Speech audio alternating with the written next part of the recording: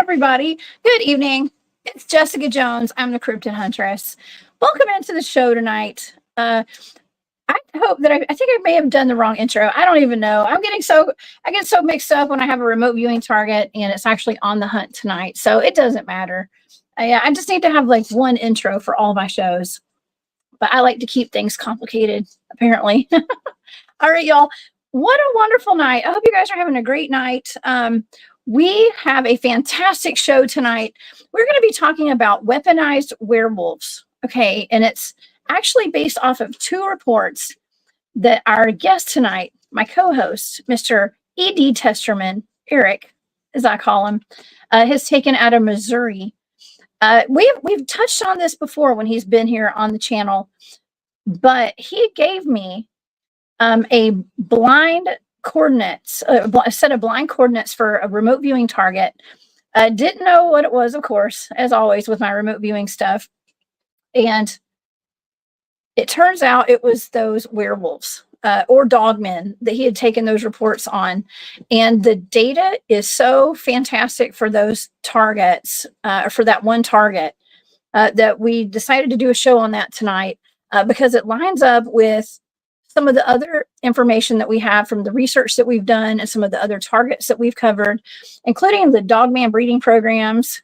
Okay. And, he and I had talked about, last time he was here, we talked about the berserkers and the Viking werewolves and stuff. It might even tie into that, y'all. It's wild. It's really wild. And this is out of Missouri, where Eric lives. Okay, so y'all buckle up tonight. We got a nice big gigantic rabbit hole to dive down tonight, and I can't wait. It's going to be awesome. Okay. Well, before we get started tonight, I do want to send my condolences to our friend, my friend, Tom Cardos, his family. He did pass away last night. I saw today, his wife did post that he passed away in a motorcycle accident last night. And Tom was a good friend to the show. He actually was my guest when I was on KGRA Digital Broadcasting. He was one of my guests. His show was actually one of the first that I went on. Okay, North Carolina Cryptids and Paranormal Research, I think was the name of his group and his podcast. Fantastic Bigfoot researcher based out of North Carolina. He actually had Bigfoots that lived on his property. And he will be very much missed. And so please lift up his family in prayer tonight, you guys. And that's a tough one. We lost a good one last night. And so I just wanted to, excuse me, I just wanted to send my condolences and everybody say an extra prayer for Tom's family tonight. Okay, a lot of us knew him for a while. He was like I said, he was one of the first podcasters that I became friends with here in the community. So yeah. All right, y'all. Whew, man. Okay. If you guys would like to follow along with all of my shows tonight, please go to thecryptidhuntress.com and you can find all of my shows there and all the events I'm going to be at. As a matter of fact, I do have, let's see, the Molina Bigfoot Festival is coming up next month. If you guys are anywhere around middle Georgia or in Georgia or Alabama, please come down and see me at the Molina Bigfoot Festival down in, that's where the Elkins Creek Bigfoot cast came from. Okay, so that is the original area where that was taken. Okay, and so come see me down there. We're going to have Flat Rock there speaking, and Tyler Howell and Matthew Delph and John Stamey, who was on the show on Thursday night when we talked about the Tartarian Empire. Dr. Stamey will be down there speaking as well. along with a couple of other really amazing Bigfoot field researchers. And there is an event the night before, too, at the library where I will be speaking there as well. So I hope you guys will come down for that, too. Okay. And we got the East Alabama Bigfoot Town Hall. That's in January. And we'll talk about that closer to time as well. So y'all plan to be there for that, too, if you're in the Alabama area. All right. All right. Well, let's get on to this werewolf talk tonight. That's one of my favorite topics. Werewolves and dogmen. We're gonna dive deep into this today. I do have author E.D. Testerman here in the studio tonight. I just watched Eric on his show this morning with our good friend William Nighthawk with Nighthawk High Strangeness podcast. They do the weekend morning brew every Saturday and Sunday, and even in the evenings as well. And Eric has his own channel, The Bizarre and the Unknown, here on YouTube and on Rumble. And he actually went live today. I did catch a little bit of that too. So Eric is an author. Okay, he's got some fantastic books. You guys might have, I know you've seen him probably on his channel. He's also been here quite a bit, or a few times, okay, and on Spaced Out Radio with me. Please help me welcome to the show my good friend, Eric Testerman. Hey, Eric. Everybody. Hey, Jessica.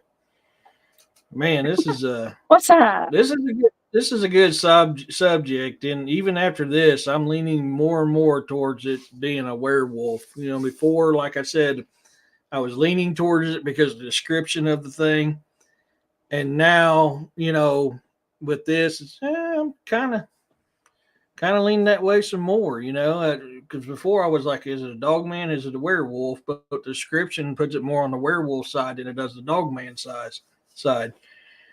So okay. Even after this, man, I was like, I'm really thinking this is probably a werewolf. I know the girl had a question. The girl in her gong had a question a little bit ago, and I meant to reply, and then I got busy with something else.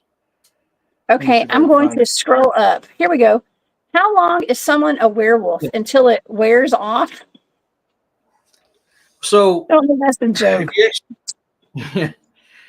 Actually, if you do the research on them, nobody knows for sure. But the leading theory, even on the historical side of it, most of it leans to they have an extended life compared to if they were still 100% human, that their life is actually extended. But there is some reports that they live even longer, possibly immortal. Honestly, I don't know. I'd lean more towards the extended human life. They're not like a dog, where they're different than a dogman. But they are cursed with dark magic, so you can see where the extension of life comes from. Yeah. Oh yeah. Okay.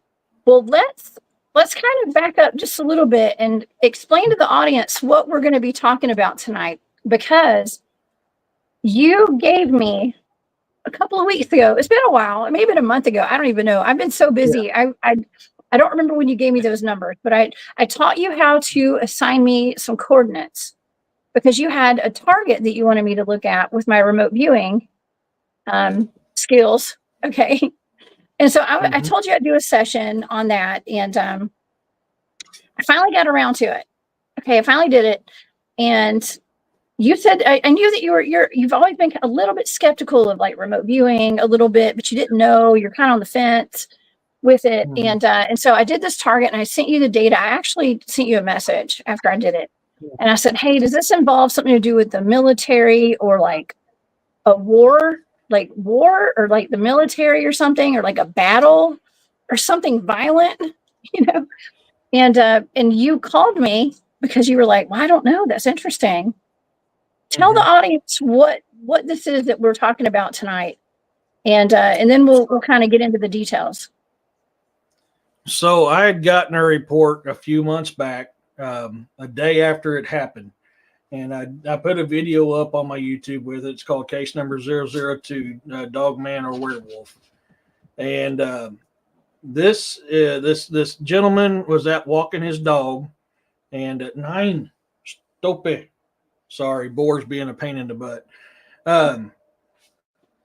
He was out walking his dog. He heard a deep growl come from behind him, and he turned around, and there was this brindle-looking giant wolf-like thing standing in front of him, behind him on two legs. Nine, stop it, dude. Sorry, guys. It had no tail. It scared his dog so bad that his dog escaped his grip, ran to the house, hid under the porch, and the dude pissed his pants. It scared him that bad. Okay. And the thing looked at him and then took off. 50 years prior to this, in the same location, the guy who was able to give me an encounter by his friend had a very similar encounter in the same spot with the same description of this creature. So I was getting all things set up. I was like, okay, even though this is pointing more towards werewolf than Dogman, I'm still up in the air. I'll go down and check it out. I started getting some feelings like this is something more. This is something not pleasant. So I was like, okay, I know remote viewing from the military. I was kind of skeptical about it. I don't put a whole lot of stock into it, but I was like, you know what? I'll see if Jessica wants to do it. I said, I'm kind of testing the waters here. Hey, I'm always up for a good challenge. Okay. I love a good challenge. So, this was a good one. There's several things I've been tempted to have you do. I'm always leery because of, my experience with the supernatural, the paranormal and stuff like that. And some very evil things can take over somebody through their energy. So I've always been leery about doing it. But this one here, I just kept feeling that pull as I need to give it to you. So I didn't tell you what this was. No. I talked to you on how we did it. I got it all wrote up, put down, sent you everything that you said need to send. Didn't tell you what you was looking at because I wanted to know what I'm getting up against when I go down to do this investigation. And that's where all this came about. And then the stuff you told me today, I was like, holy crap. This pretty much confirms my theory of what I was feeling. I was feeling something evil, something ominous, something dangerous. Because I was like, do I want to do this by myself? Or do I want to try to get some more people involved with me? Which I don't have an extensive line of people in my area to go with me. But do I want to get some more people involved before I go down here? And after this reading, I'm pretty convinced I need to get some more people to go with me. This thing is pretty interesting. I don't know how deep we want to go into it until you give your findings, but I mean we can hit it as we go. It's your show. Okay. You're the captain. I'm just a deckhand. Okay. Well, listen. Okay. So some of the people watching tonight and listening in on our podcast platforms may not be familiar with your background. Now, would you mind? You don't have to disclose everything, but let's talk about your military background a little bit and how you got interested in like the cryptids, Bigfoot, and Dogman and things like that. What's your background? So I'm not afraid to share mine. I'm a big believer. If you watch my shows, I say this all the time. I believe we should share our encounters because this is the only way we're going to learn. I may not agree with what you say in your encounters, but I ain't the one that had the experience. I wasn't there, so I can't tell you that you had that experience or you didn't, regardless if I believe in it or not. So for me, my very first experience with anything was 3 years old in St. Joe, Missouri, off of Cudmore Street. And which is oddly, this is weird. I haven't told nobody this, but the other day I felt a pull to look up my old house where I had this paranormal experience at. The house is still standing. It's still there. It's a different color. And where our garden used to be, they have a pool now, but the house is still there. And I felt the pull because I've always wanted to go back because at 3 years old, my very first experience with anything was paranormal. And that was my late grandmother, the one who helped save me, helped keep me alive when I was born. And she committed suicide. She was sick. She committed suicide. But when I was 3, we kept hearing noises in our attic. And our attic was next to our bedrooms. These were 3-story houses. They had the basement with the lift-up door on the floor. The old school houses like that. Had the first floor and then the second floor, which was the bedrooms in the attic. So one day I got to finally tried to convince my little baby brother after a couple of years of hearing these noises, to check this stuff out. Well, I seen, before this, I'm sorry. Before this, I was 3 years old. I slept at the top of the stairs because I was scared. My brother, he was just born. I wasn't sure what's going on. Mom and his dad was downstairs watching a movie. I didn't want to sleep in my bed. I was terrified. All these noises coming from the attic just scared the holy living crap out of me. Ooh. Next thing you know, I'm being woken up, floating in the air, and there's this woman holding me saying, Eric, I love you, and I'm always going to be there for you, and I'm going to protect you. Scared the crap out of me. Fast forward a couple years. Thank you for the donation, Long Island. Fast forward a couple years. My brother had gotten older. The noises have continued on. They keep going. I tried to talk my little brother to go in there because I was like, yes, Roxanne, St. Joe is an extremely haunted place. Yes, there's a lot of history in St. Joe. He wouldn't go in there. So finally I was like, okay, I'll do it. I go back there, and this woman who had picked me up was standing there floating. And she had her Western style top, Western style dress that she was wearing that she was buried in. And I didn't know this till many years later who it actually was. I had a feeling I knew it was my grandma. My mom would never tell me it was. She always said I had a nightmare because I seen a scary movie. Finally one day she broke down and goes, that is what your grandma was buried in. And the description is your grandma. It was her mom. Oh my gosh. She was floating there, holding her arms out, saying, Eric, I love you. I'm going to protect you, and I'm always going to take care of you. I'm always going to be here for you. So that was my very first experience with anything, and that was paranormal. And that was, like I said, in St. Joe, Missouri on Cudmore Street. Fast forward a few years later, we were living in a trailer park in Rogersville, and we were down in Forsyth visiting my grandma and grandpa Steinman, my half-brother's grandparents, which they adopted me, and they were my grandparents too. And this was Christmas Eve. And I remember sitting back of the Monte Carlo, back when we actually had the back windows and you could lay in the back. I don't know if y'all remember that, but vehicles actually had a back, we call it back dash. Yeah. So I was laying up there looking up in the sky. Thank you, Joanne. I was sitting there in the back window looking up the sky. I seen a row of blinking lights. And I said, hey, Mom, I see Santa Claus. Mom's like, well, you better go to sleep or he's not going to drop off presents. So I'm sitting here watching this. I'm 9 years old, 9 years old, going, holy crap, I just seen Santa Claus. And all of a sudden I seen them row of blinking lights turn into a circle, start spinning really, really fast, and then shot up in the air. So that was my very first UFO experience. Okay. Fast forward a couple of years, my mom met my stepdad, and we're up in Independence, Missouri, visiting my great-grandpa Testerman. And I remember we was going to go out, me, my half-brother, and my two stepbrothers, we were going to go out and play in the woods on the cow fields. And Grandpa says, hey, boy, don't go out in them woods. Momo's been spotted in the area. Up in St. Joe area, we call them Momo. We're down here, we call them Booger. That's a Bigfoot. There, yeah, Bigfoot. Yep. Okay. Hey, Larry, you're awesome.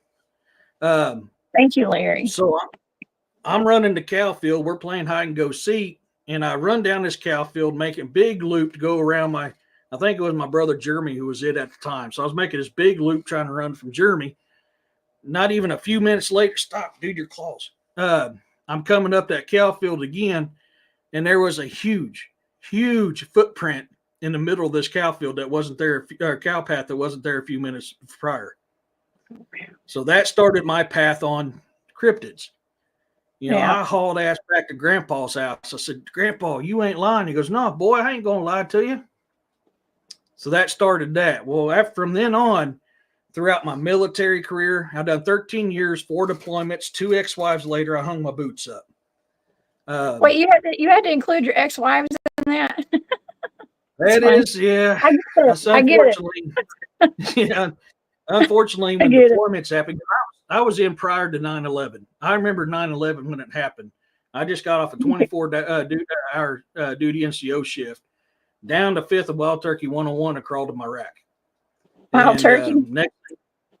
Wild Turkey Hey, 101. That was my duty.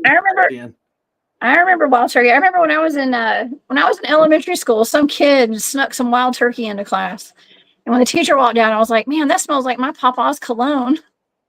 Because I didn't know. It's not like I know. It's terrible, right? I know. I shouldn't say that on air. It's true. We all have a wild turkey story down here in the South. Okay. Oh, dude. Wild turkey, Right. that's the stuff. If you ain't drinking White Lightning, you're drinking turkey. That's true. That's true. Here's a little side joke for y'all. Do y'all know why they call it wild turkey? And this is what we tell around here all the time. Oh, God. Every time you take a sip, you go. That's why you call it wild turkey. That's a pretty good turkey call you got there. That's pretty good. I turkey hunt out here, and I don't use calls. I use my mouth. I'm laying in bed, and then the company gunny kicks the door in and says, "Hey, get suited up, get to the armory. We've been attacked." And I thought it was a dog and pony show. I was like, "Come on, gunny dude! I just got off 24 hours, just down to 5th of Wild Turkey 101." He's like, "Dude, I ain't shitting you, Corporal. Get your ass up. We've been attacked." And I was like, "Come on, gunny." And he turned the TV You're gonna on. go jump fight, right? Yeah. Jump fight. Oh, dude. Oh my God. Yeah. I'm a 5th of Wild Turkey 101 into it, full combat geared, on a roof in Hawaii, providing sniper cover fire for the front gate. It was maybe it was best. It might have been best you were. Who knows? It might have been best you drank that much at that point. Yeah. But then that's the cool thing, because when I was in boot camp in Ago, and all the countries I've ever visited in the world, I've had so many UFO sightings doing fire watch and boot camp in Ago. Wow. So many UFO experiences at Camp Pendleton while I was there on fire watch, or out in the field training.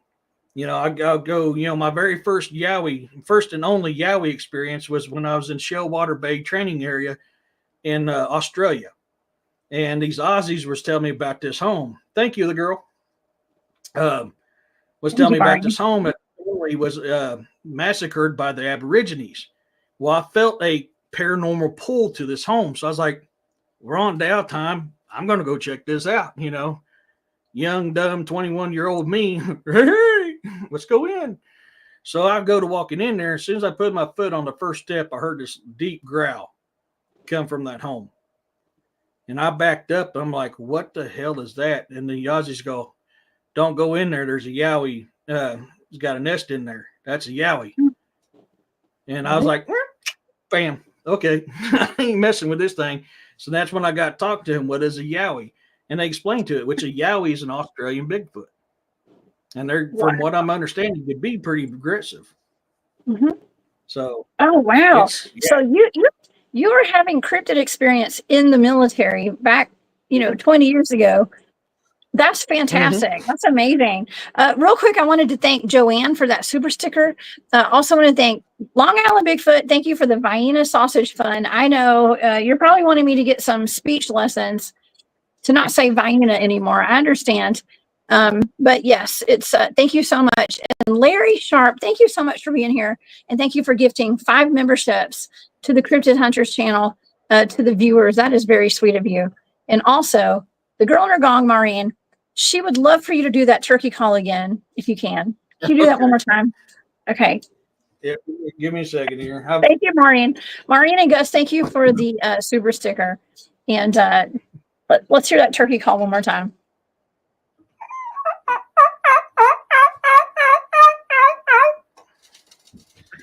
That's so fantastic. That's great. Like, you could be on what is that duck show that's on there? I forgot.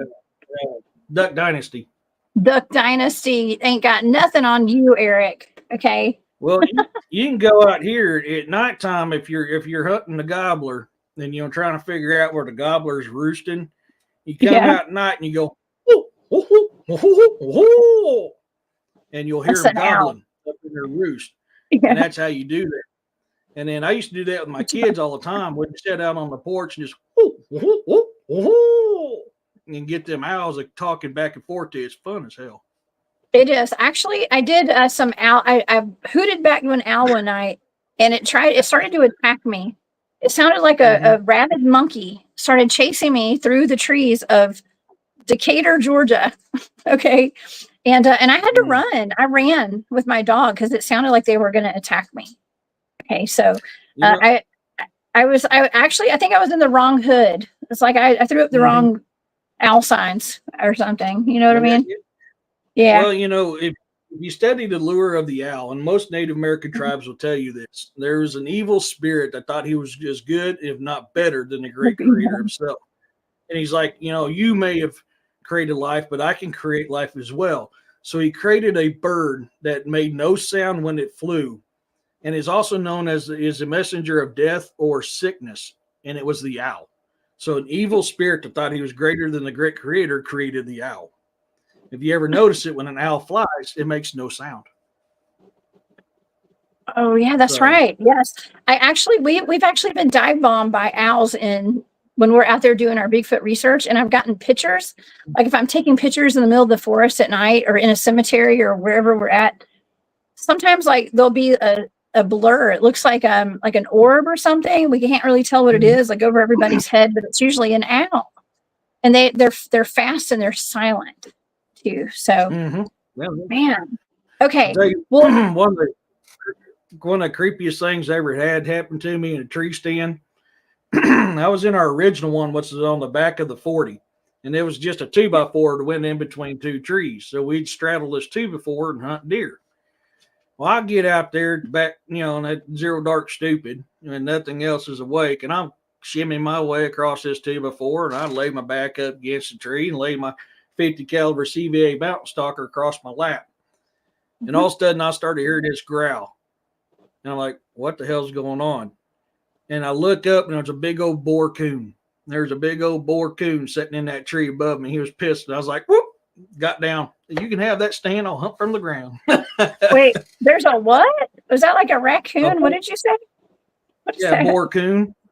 Boar coon is a male raccoon. Boar coon. Oh, okay. I was like, is that a boar or a raccoon? I'm learning something new. I didn't know. It sounds like a raccoon though. Okay. It is. Okay. Well, we're establishing right now that you've had a lot of experience in the field. You have not only the field experience with the cryptids all over the world, not just here in the United States and in the Midwest.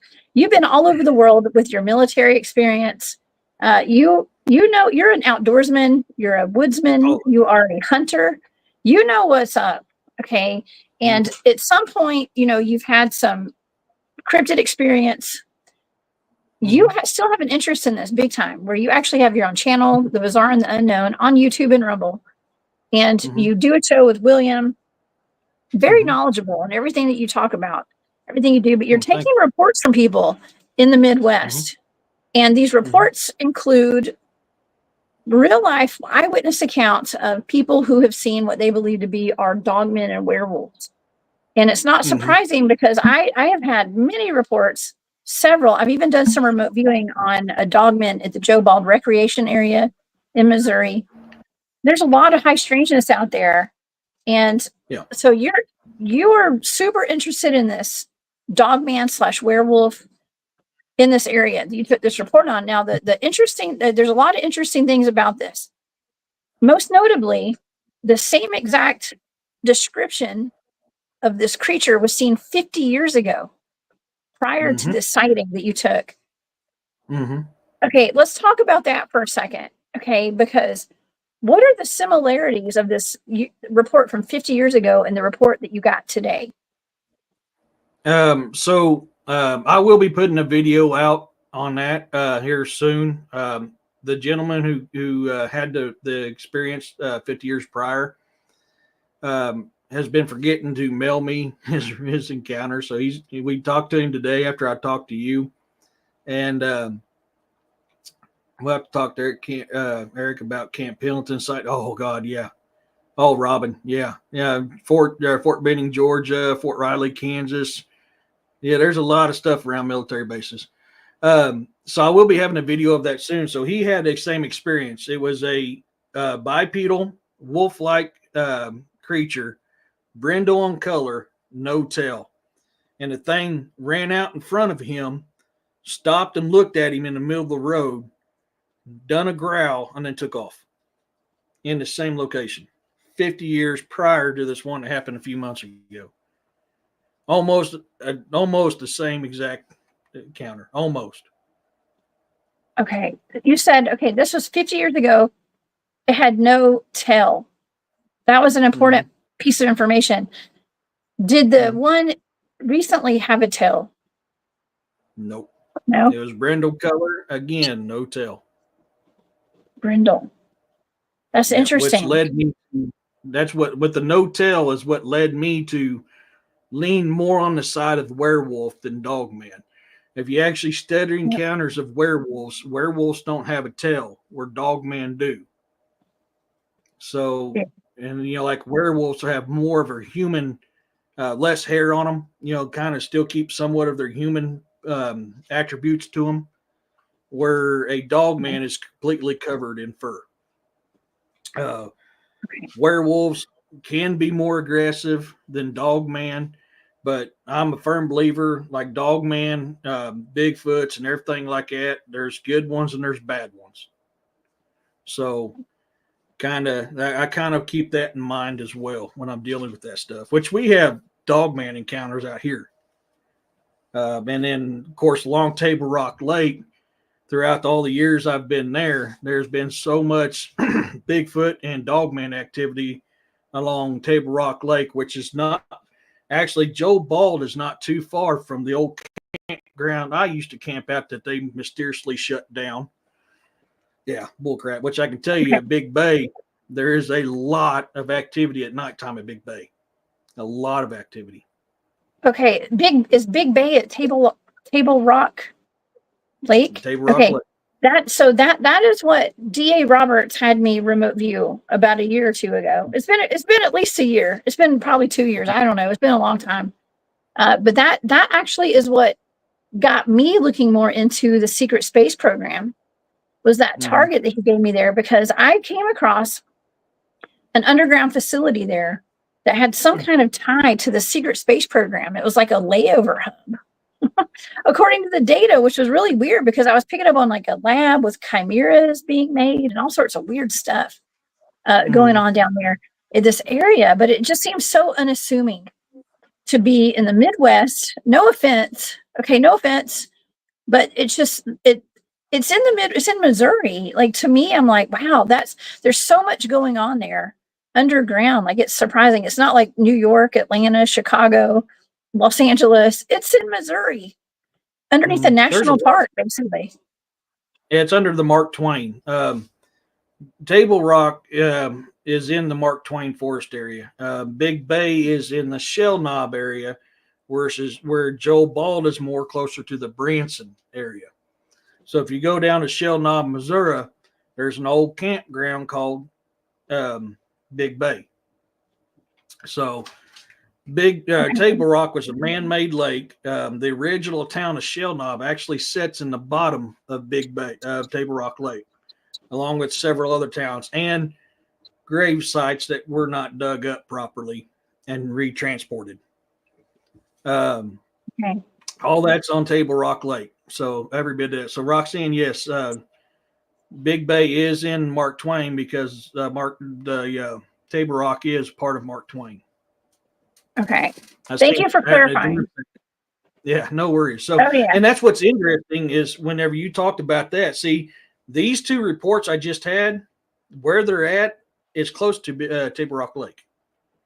So all this, you got this area here, you got Big Bay, you got Joe Bald, and all these other places with the exact same encounters, the exact same activities, all in the same area. They're less than 100 miles apart of each other. Oh, wow. Okay. A lot of high strangeness. I've looked into it for the past at least 1.5 years, maybe 2 years now. I'm very familiar with that area from remote viewing. I don't know it. I've never been there, and I've also had Robbie Raines on the show, and DA have been on my show. I've been on their show. we've talked a lot about this area. Okay. And Mhm. and Robbie just went back there not too long ago with DA and some other guys and did another investigation out there. There's a lot of weird stuff going on out Oh there. yeah. Now, Kent in the chat says, my military sources told me that they used werewolves to help clear the underground tunnels, mainly the regular reptilians, not the Chiakar. I don't know what that is, but the reptilians Chico. and stuff. Now, that's something that I've heard too, Eric. Okay, now Mhm. I know you've spent a lot of time overseas and probably in the Middle East doing some military work. Let's just say. And I've heard about this. I've heard our military has been a part of this. Some special units, let's just say, Mhm. and potentially, this is for entertainment purposes only tonight to the audience and everybody. Yeah. But this is something that I hear a lot about. Okay. The werewolves clearing out the tunnels, even at the Vietnam War, when they were in Vietnam, I heard that they were sending werewolves into the tunnels and they were wiping out everybody in those tunnels. Now, is that something you've heard before? I've heard a lot about it. Well, I mean, my book, Vangerian Guard, Book One, House of Battle, takes place during World War II with Hitler and Himmler's German werewolves. And that's why I wrote that book. And a lot of people don't understand is Operation Paperclip brought a lot of them gene splicing scientists over here to the United States. Well, they were starting this program with the German werewolves during World War II to create super soldiers to help win the war. So if they were doing it there, when they got brought over here, what would make them stop doing that? Every country is trying to get an upper hand of another country. That is how politics works. That's how military works. It's sad but true. This is how they work, which would explain a lot of weird stuff I've seen around bases. Um, a lot of bases I've seen some very strange crap, especially in the middle of the night. So this would make a lot of sense. It would fit that bill. From what I understand, from research that I have done, um, they prefer werewolves over dogman because werewolves are more controllable. They keep a lot of their humanity still within them, so the easier control versus dogman, who is very animalistic and wild, harder to control. So you will hear reports of dogman escaping, attacking people. You hear reports that they let them out to hunt so they could feed. All this is stuff I've heard. I've heard every bit of this. Can I tell you exactly this is what happening? No. Can I say I kind of believe? Not so much them as I believe that Shiatonka does. Sasquatch, Bigfoot, Oh, Booger, let Momo. me read You that want out to call loud so the people in that are listening on podcast can know what we're talking about. Sovereign Cosmic Wildman, what's up? Says, does ED believe dogmen werewolves make TP stick structures? And so that No. was the question. Yeah. No, my experiences on that, and this is just my experiences. I could be 100% wrong. This is my theory, my hypothesis, my opinion, based on my research. It's Bigfoot who does that. I've got that type of stuff. If you look at my YouTube channel, I'll always show you what I find. And I've dealt with Bigfoot out here for 32 years. It's always been Bigfoot who's created this. Um, they've made blinds, they've made teepee structures. I've had trees woven within other trees out here, X formations right outside the areas of my game cams so they don't trigger my game cams. X formations around medical plants that I have on my property. I mean, this is all stuff, and it's all been every bit of it I've tied to Bigfoot. It's not to say that they don't. I have just never came across that. And it's an interesting question, though. Thank you, Sovereign. Bravo Johnny says dogmen have been reported with and without tails, by the way. So I believe that is a misidentification, which happens quite often. If you actually study the true history and you follow the history of werewolves all the way back, and you follow the history of dogmen all the way back, which dogmen wasn't known as dogmen. They were called werewolves for a very long time. Dogman, like Bigfoot, is a modern term, but you can break them apart. You study the Native American tales, you study this other stuff. Dogman has tales where werewolves do not. So I believe the ones that they're mistaking as not having tails is a misidentification. That's just my theory, my opinion. All right, that's amazing. Okay, Jeff, what's up, Jeff Townsend? That's my buddy right there. Jeff says dogmen and werewolves are not the same, and that's true. I agree with that. I don't think dogmen are created. Dogmen are born. They're natural. They're one of the elder big brothers, one of the first beings. They were here before humans were. You can study the history on that stuff. Mainly, you'll find most of that through your Native American lore, but you can also study a lot of other stuff. Egypt, Samaria, Anunnakis, all that stuff. You can study that, and you'll see where these things are traced all the way back to that time frame. So they're one of the first beings. Werewolves are created through dark magic. Now, there is tales on a Native American lure that there was good werewolves where they used good magic to create them, i.e. dog soldiers. But most of the stuff you'll find, it's dark magic, especially nowadays, it's dark magic that's created them. So that's why that's the old adage, werewolves are created where dogmen are born. Okay, that's interesting. Oh yeah, let me read this from Roxanne. My girlfriend told me today that her daughter heard loud howls from near her farm outside of Woblu. Woblu? Is that how you pronounce it? Woblo, and it was a low, loud growl. Interesting.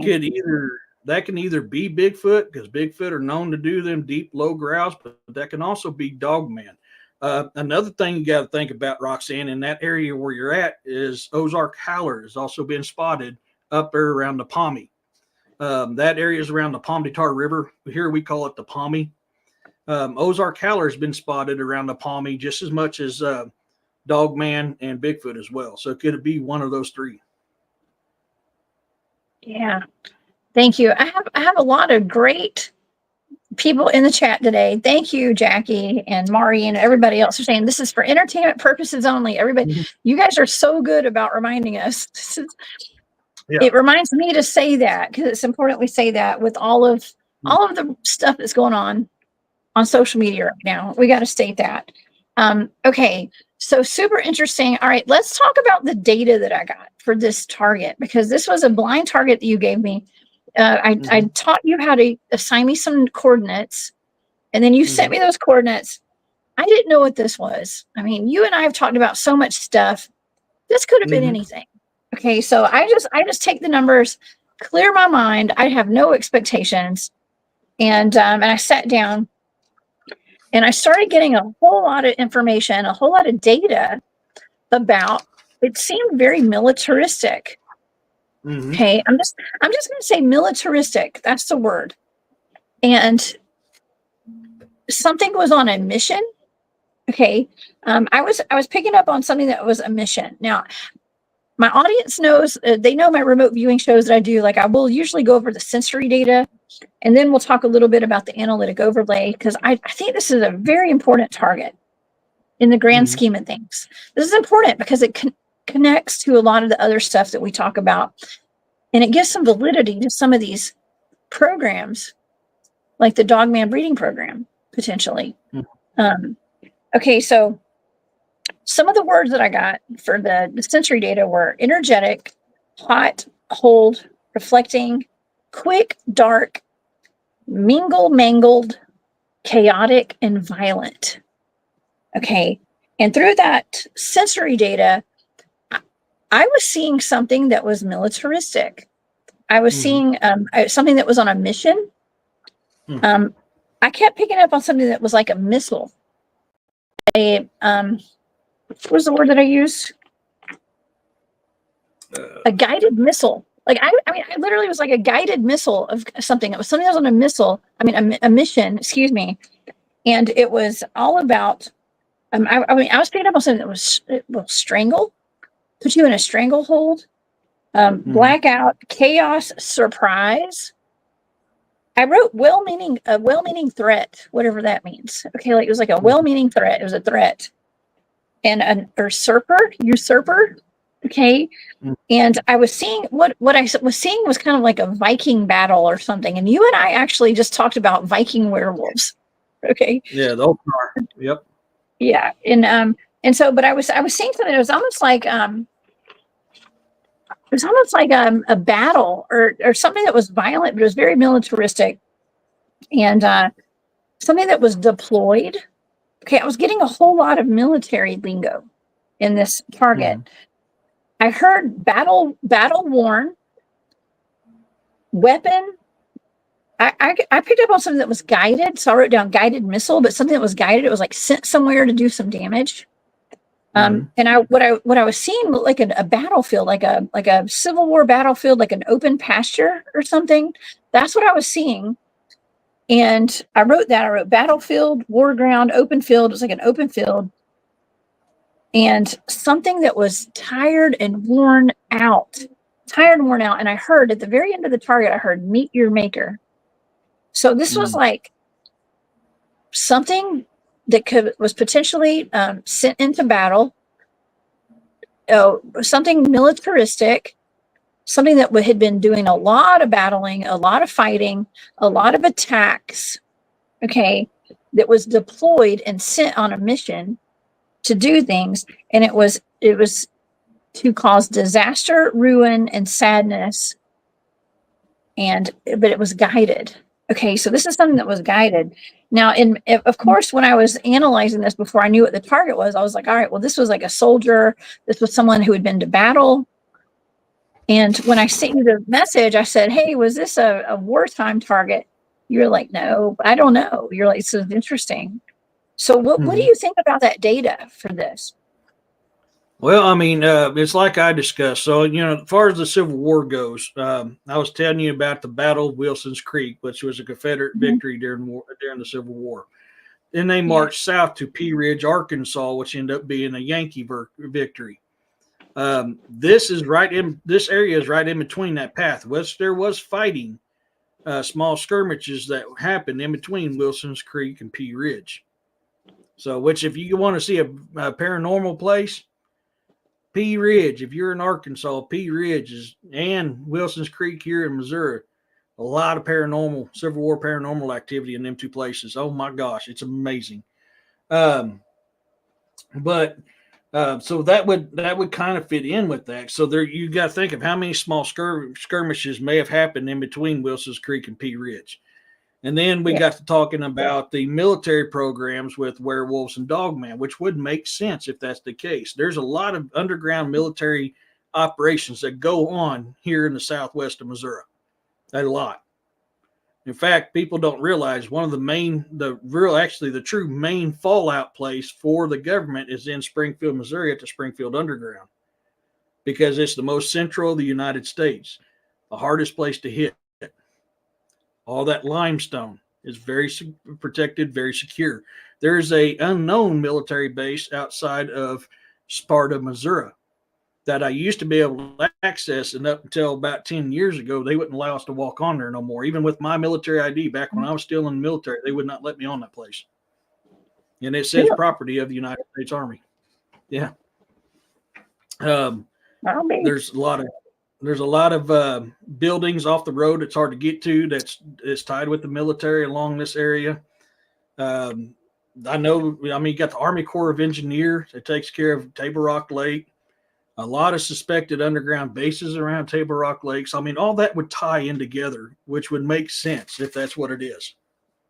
I remote viewed an underground base, and I wasn't looking for any. I didn't know what I was looking for, but that came up in the data. There was clearly an underground base. I actually was picking up on markers. Okay, like markers, like air ducts. I wrote air ducts down. I remember that, like air ducts and vents and things like that.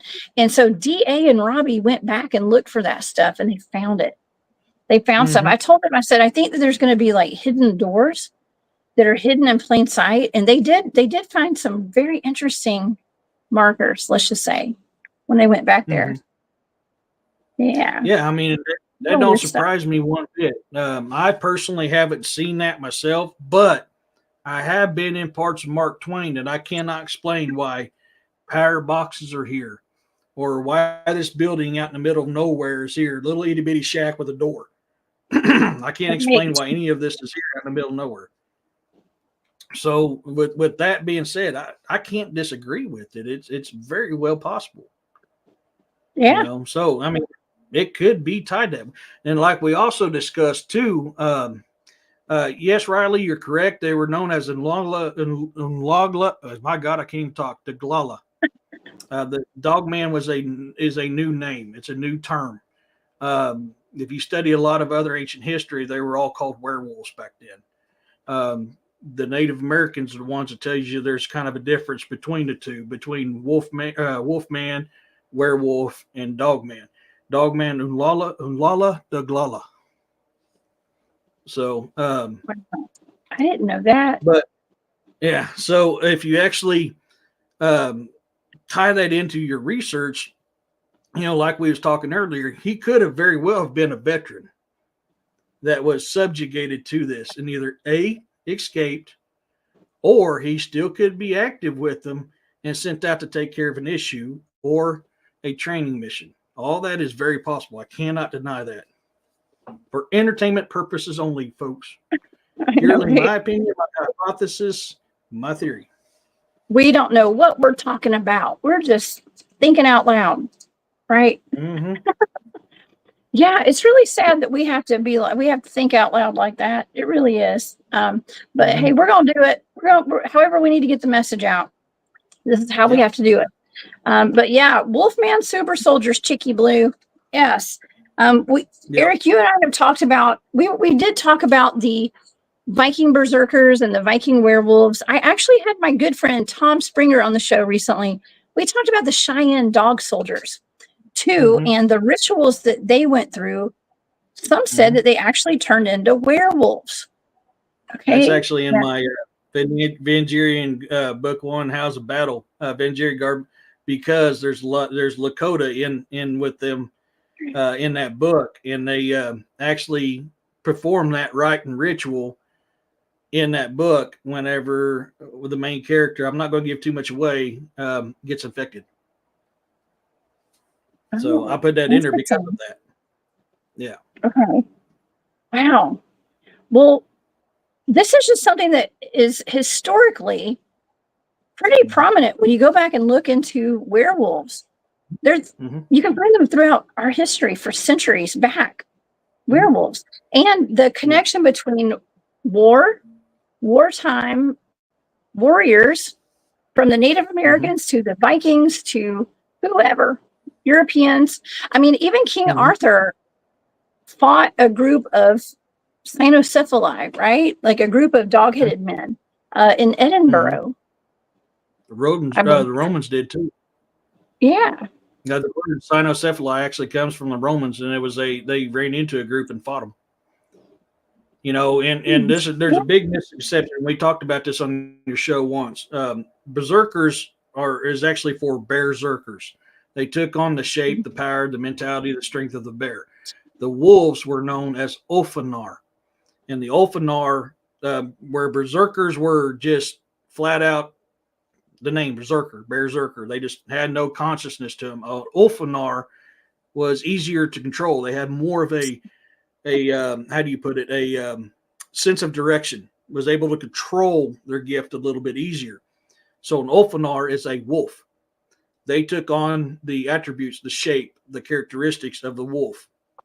If you study the old stuff, they used either it was known as a potion they would drink with certain mushrooms and herbs, which would cause them to be able to transform. Brings in the magic side of it.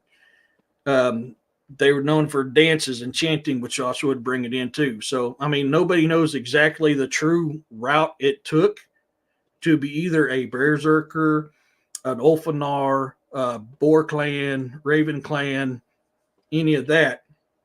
They would take on that shape though through certain means of chanting, or any kind of what's the best way to put this without getting you in trouble? Black magic. Oh, yeah, medicine. Black magic. Or plant medicine. Right? An elixir made. Yeah.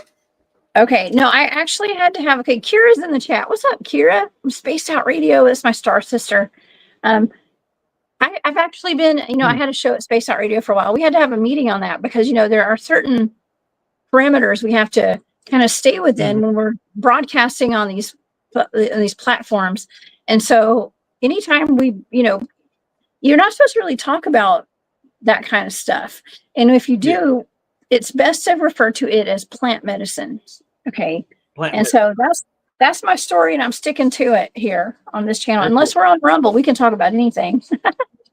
Yes, I'm starting to do more Right? stuff on Rumble where I can talk freely. I know, right? I know. Well, we've already got. Hey, listen, we just hit 11,000 subscribers this week over here on the channel. So thank you guys. I want to thank everybody too. Like, the show's not over. I'm just saying, I want to thank everybody for being subscribers here on the channel and for being along on this crazy ride with us. Because we're, as many people, the more people that we can reach with some of this information, the better, in my opinion. Okay. So yeah. And having wonderful guests like yourself, Eric, here to talk about this. Yeah. This is always, I mean, it's really fun to talk about this stuff, but this is real life, and this affects people's lives a lot of time very negatively. It's traumatic, right? The man that you took this report from, was he traumatized by this? The first man, no. The second man, yes. And they're these individuals. I'm saying certain things. I'm not going to give out detail exactly who they are. So okay, I'll give out information. You don't know if it's a man or woman. I'm just saying stuff because you never know. That's why I'm always changing up what it is, because I don't want nobody to know. Because thank you, Boo. You're awesome. Whenever I get a encounter that they want me to share and do a video on, I'm very big on, if they want to be anonymous, keeping them anonymous. So these individuals that gave me these reports want to be anonymous. That's why I won't tell you exactly where this is. I have it on this paper here, but I won't share it on here because I promised them I would keep it anonymous. I can just give you tidbits of the area. But I have all the actual information right here beside me. And I'm very big on that. I understand if people don't want to be anonymous. I was the same way for a long time. I didn't talk about this for a long time. Even though I've wanted to do podcasts about this for years, I never did it because I was always being ridiculed for the stuff that I talked about, the stuff that I researched, the stuff I investigated. I've been called into homes on military bases to get rid of paranormal activity in a home that was tormenting people. And for a while there, I was doing it wrong because I was learning stuff on my own. I didn't have a mentor to teach me how to get rid of these beings from the home. And I've had instances where I brought them back with me. So I got them out of the home, but sadly I didn't do it right, and they came back with me. So when you're exercising a supernatural being or a paranormal being, you have to be extremely careful of what you do, because you can unknowingly bring them back with you. And then all of a sudden you get tormented at your home because of it. Just like going to a thrift store. You may find something that's cool and you don't know it's possessed, and you bring it home. Now you have that activity in your home. It's very important to be extremely careful to do. Yeah. Yeah. I actually came home, and this was not, it wasn't threatening to me. And it ended up being okay. But I came home from the field one day, and that night we had orbs in the house, and they were dancing around my son's head. I have a video of that. And it was wild. Okay. And so I started putting up extra protection around me when I'm out in the field and before I come home, because I do have a kid. You've got kids too. We have to be really careful about what we do. We don't want to bring that stuff home with us or invite it in when we're doing, because the stuff that we're doing, the investigations we go on, whether it be cryptids or anything paranormal, usually there's paranormal involved with the cryptids in some manner. It can hitchhike home with you at times. So, well, we're actually really lucky to have a friend like William Nighthawk. Okay, and you're good friends with William.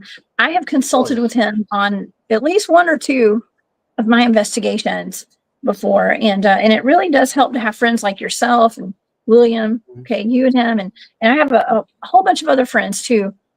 When it comes down to facing some of these, cryptids and S-walkers and things like that. Yeah. Awesome, Firewater. Thank you. Yeah, I wanted to thank Boo the Beagle. Thank you so much for that. I can always use gas money for all these research trips I'm taking. Thank you so much. That's very sweet. And also Firewater by Design. Thank you so much. Plant medicine research. Okay. Thank you. I love it. I That's love it. really sweet. I know. We've got a great audience. If there's something I can impart to your followers on here that's extremely important, if you want to protect yourself from paranormal, supernatural entities, there's old ways of doing it that worked very well. And this is why I've said it on my show, I've said it on William's show. I believe that there's so much more paranormal and supernatural activity going on now, not just because of the possibility of CERN causing it, because we've gotten away from the old practices. But on the four corners of your property and the four corners of your home, you need to put wrought iron stakes there and then make a border with salt. Now that's around your property and around your home. Salt and wrought iron keeps paranormal and supernatural entities away. Now, there is some supernatural entities that's extremely strong that would take more than just that. But for a good portion of it, your wrought iron and your salt is what keeps them out. Okay, that's good to know. And actually, somebody in the chat has just mentioned Dennis Carroll. Dennis comes on the show a lot, and let's see if I can find it. Dennis comes on, and we talk about, he's a demonologist, and that has so much. I mean, a lot of the stuff that we're dealing with has roots in demonology. A lot of it does when it comes to the S walkers, a lot of the black magic with the werewolves. Okay, with the werewolves, we have to know kind of how to protect ourselves. And even when I went into that S Walker cave in Tennessee, and I consulted William about that, all I can say is that a lot of the advice that he gave to me and to my team was very similar to hunting vampires. So that's kind of demonic. You know what I mean? Like we weren't going in there. We were going to be prepared to come face to face with something in the three-dimensional flesh and bone, but it's also a spiritual war as well. And I say war, a spiritual experience, a spiritual encounter, maybe even on the darker side with that. So it's all kind of connected, don't you think? Or don't you know? Yeah, I mean, there is a lot You of got people. I'm something sorry, behind- I just heard something bang out here. That's why I was kind of looking at. I apologize. Uh-oh. My dogs get ain't your going iron. nuts, so I've got one pretty close by. You got your steel, right? I've got a couple different things, and I'm pretty efficient with both of them. So, sorry, I got sidetracked there for a second. Yes, and there's a big misunderstanding of people. So, me and William talk about this quite often.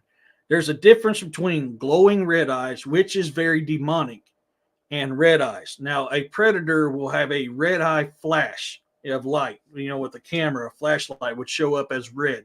It's not red glowing, it's red. So when you're researching this stuff, you need to keep that in mind. Is it actual red glowing eyes, which is very demonic, or is it a red eye, which is caused from the light, caused from a flash, from your camera or your flashlight, whatever. Red glowing eyes is going to be that. Dude, your claws. Sorry. Red glowing eyes is going to be that way in the dark just as much as the light, where your red eyes is going to be more in the light. So always keep that in mind when you're dealing. That's going to be one big difference if you know this is going to be demonic or not. We have a question, Eric. Do you have to apply salt monthly? Like, how often should you apply salt into location? It really depends on how often it rains. You can get by about once a year to once every 6 months. I would recommend, for me, every 3 to 6 months, reapplying it. It really depends on how much rain you get in your area. Now, this stuff will soak into the ground. This is old. We'll call it magic. It's old magic. Things our ancestors used to do. If y'all recall, I don't know how many of y'all remember this. Growing up, our graveyards used to have wrought iron fences all around them. And that was made to keep spirits in. Nowadays, when you go to graveyards, you don't see that wrought iron no more. So this is one of the theories why I subscribe to. This could be why we have such an increase in paranormal activity versus what we did 30 years ago. There's very few places that have wrought iron fencing around the graveyard anymore, which allows these things to escape the graveyard. Ooh. Yes. Yeah. Well, there's also, okay, so Eric, there's also iron bars on cave entrances now too. Now, I have never come across it personally. And I do come across caves, not super often. I mean, I do a lot of research in the Appalachian Mountains, but I see a lot of posts, a lot of pictures, other people posting things showing pictures of cave entrances that have, it looks like rebar on the cave entrance. Now, something that's and the way they kind of sell that is like, well, it's to keep things out and so the bats can come in and out or something. It has something to do with the bats. I think that they're trying to keep something in so it doesn't come out personally. Yeah. Your rebar would be more along the lines of, how do we put this without getting you in trouble? I'm not worried about keeping it. certain keeping cryptids in.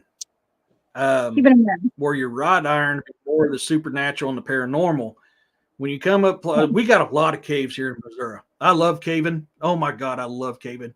I've had some old crap moments in caves where I'm not alone and this is not very friendly that's inside here with me. And so exit stage left and I was gone. Yeah. I love caving though. I really do. You can find a lot of ancient history in caves. You can find a lot of modern stuff to connect some dots on some missing entities in caves as well. Caves are very awesome. A lot of research can be tied to caves, especially dealing with cryptids. I mean, I did one cave, one weekend of cave investigating, and it was, I'm not going to say it wasn't like terrifying or anything. The worst part was I didn't know if we were going to be able to escape if something came at us from the other end. That was the main problem I had. It wasn't like I was scared of what was in there.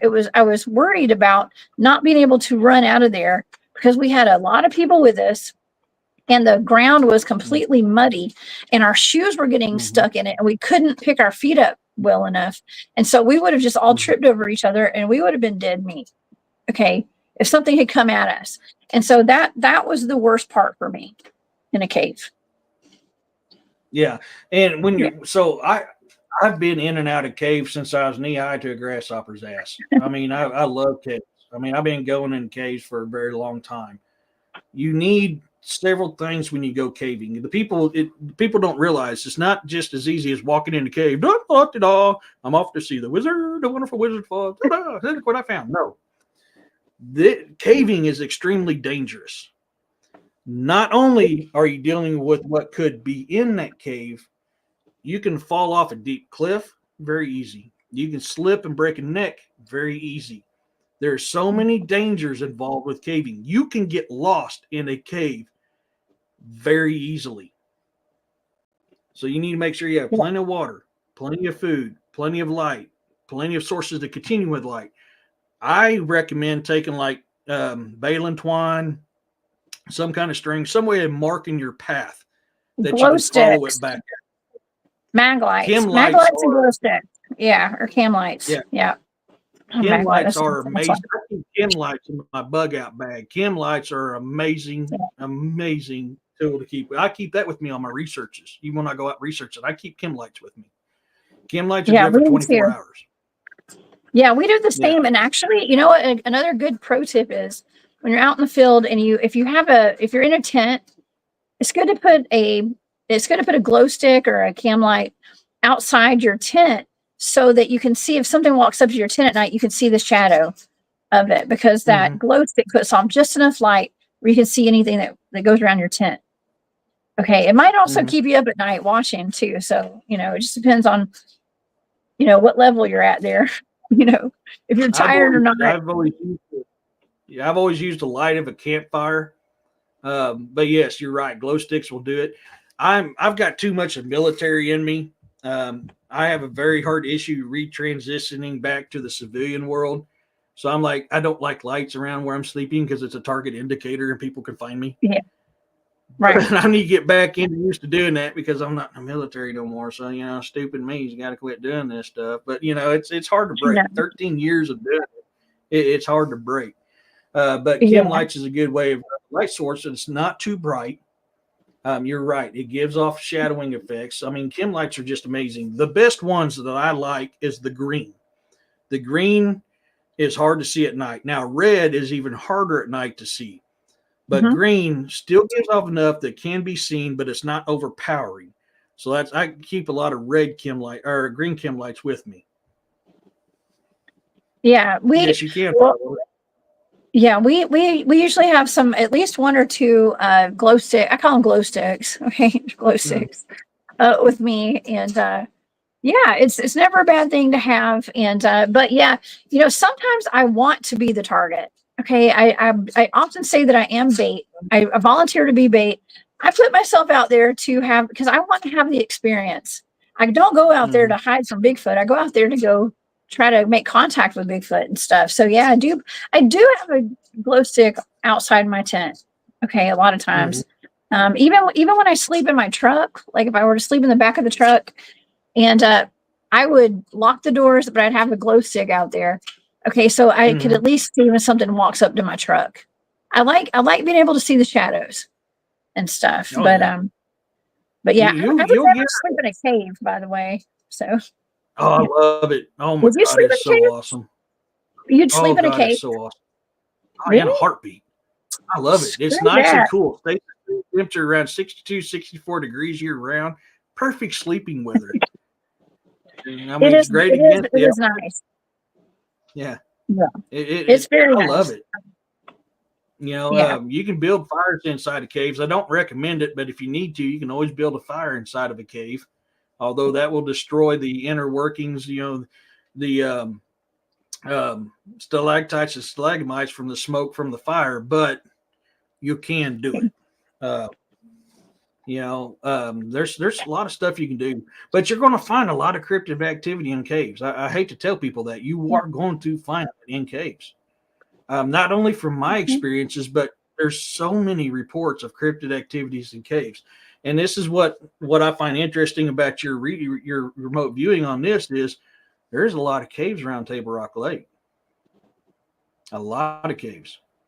Not only man-made for military type stuff, but natural too. And military's been known to take natural caves and converting them and manipulating them into their needs as well.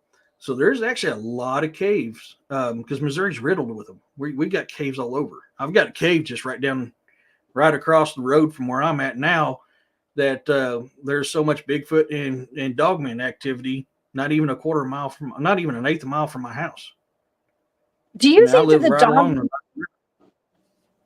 the Dogmen and the werewolves could live in these caves? Dogmen, yes. Werewolves, I would say probably not. I'd say they go back because they transform back and forth between human and in dog form. I would say more so Dogman than werewolf. Okay. Fair enough. Okay, well let's get on this topic for a second. All right, so I've talked about the Dogman breeding program, alleged, suspected. We don't know for sure. I mean, I did have a guest on the show one night who claimed to be in contact with some people who he goes out and hunts dogmen. Okay, like I've personally been on a dogman hunt before out in Alabama. That's where we came across that dragon, the petrified dragon out there. And it was wild. Hiked in. We had to hike in for miles. We backpack camped basically, and it was wild. That was just 2 or 3 months ago. Wasn't that long ago? Yeah, I remember that because I was looking at pictures going, "Ooh, that is." I love that stuff because I've shown you pictures of petrified dragons that I found on Google Earth. This stuff is all around us, so I love it. Yeah, it is. It's all around us, and but there's word on the street that there's some sort of breeding program. Okay, now there's a channel. Somebody was asking earlier if you had, and I'm sorry I didn't star the comment or the question, but they were asking if you were familiar with that channel. I think it's Jeff Nadolny, I think is his name, that has a channel he talks about Dogman a lot. and he has a gentleman that comes on a show named Victor, and he claims to be part of the Dogman breeding program. And part of it's like a military or some kind of agency program or something. I don't know exactly what it is, but some sort of a program. I looked into a cryptid breeding program. Now, there are whistleblowers that have been coming out saying that they are parts of, have been participated in programs like this before. And this target that you gave me would line up with that to bring some validity to those programs if these programs exist.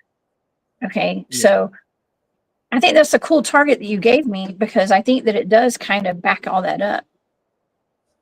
I'd say you're pretty close. I mean, I'm kind of leery about whistleblowers. I love them and I despise them at the same time, because there's too many certain alphabet agencies that put false whistleblowers out to throw a monkey wrench in our research. So we have to be very careful on these whistleblowers when we're doing them. Have I heard that show? No, I've heard scuttlebutt about it, but I may or may not have seen that show before. I can't 100% tell you that I have.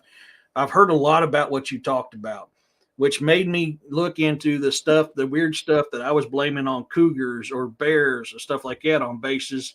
Because I'm going, actually, shit, this fits more with that than it does with what I was going after. When you're sitting in a pond off a tank trail at Fort Riley, Kansas, and all of a sudden you feel the eyes boring holes in the back of your head, and you shine a light and you can't find what it is, exit stage left. You pack your stuff up, quit your catfishing, and you head back to the home. I've done that. I got to the point after about third time of that happening, I didn't fish the tank trails at night anymore. I'd fish them during the day, just because I don't know how to explain this. If you never had this, it's hard to explain. I've been hunted by different kinds of creatures my whole life, many different kinds. When you are hunted, you know that feeling, and it'll hit you. You tap into that energy because you can feel that negative energy. The old Native American proverb is, when you're hunting, you don't think about hunting because your thoughts soar through the air like arrows on an open field.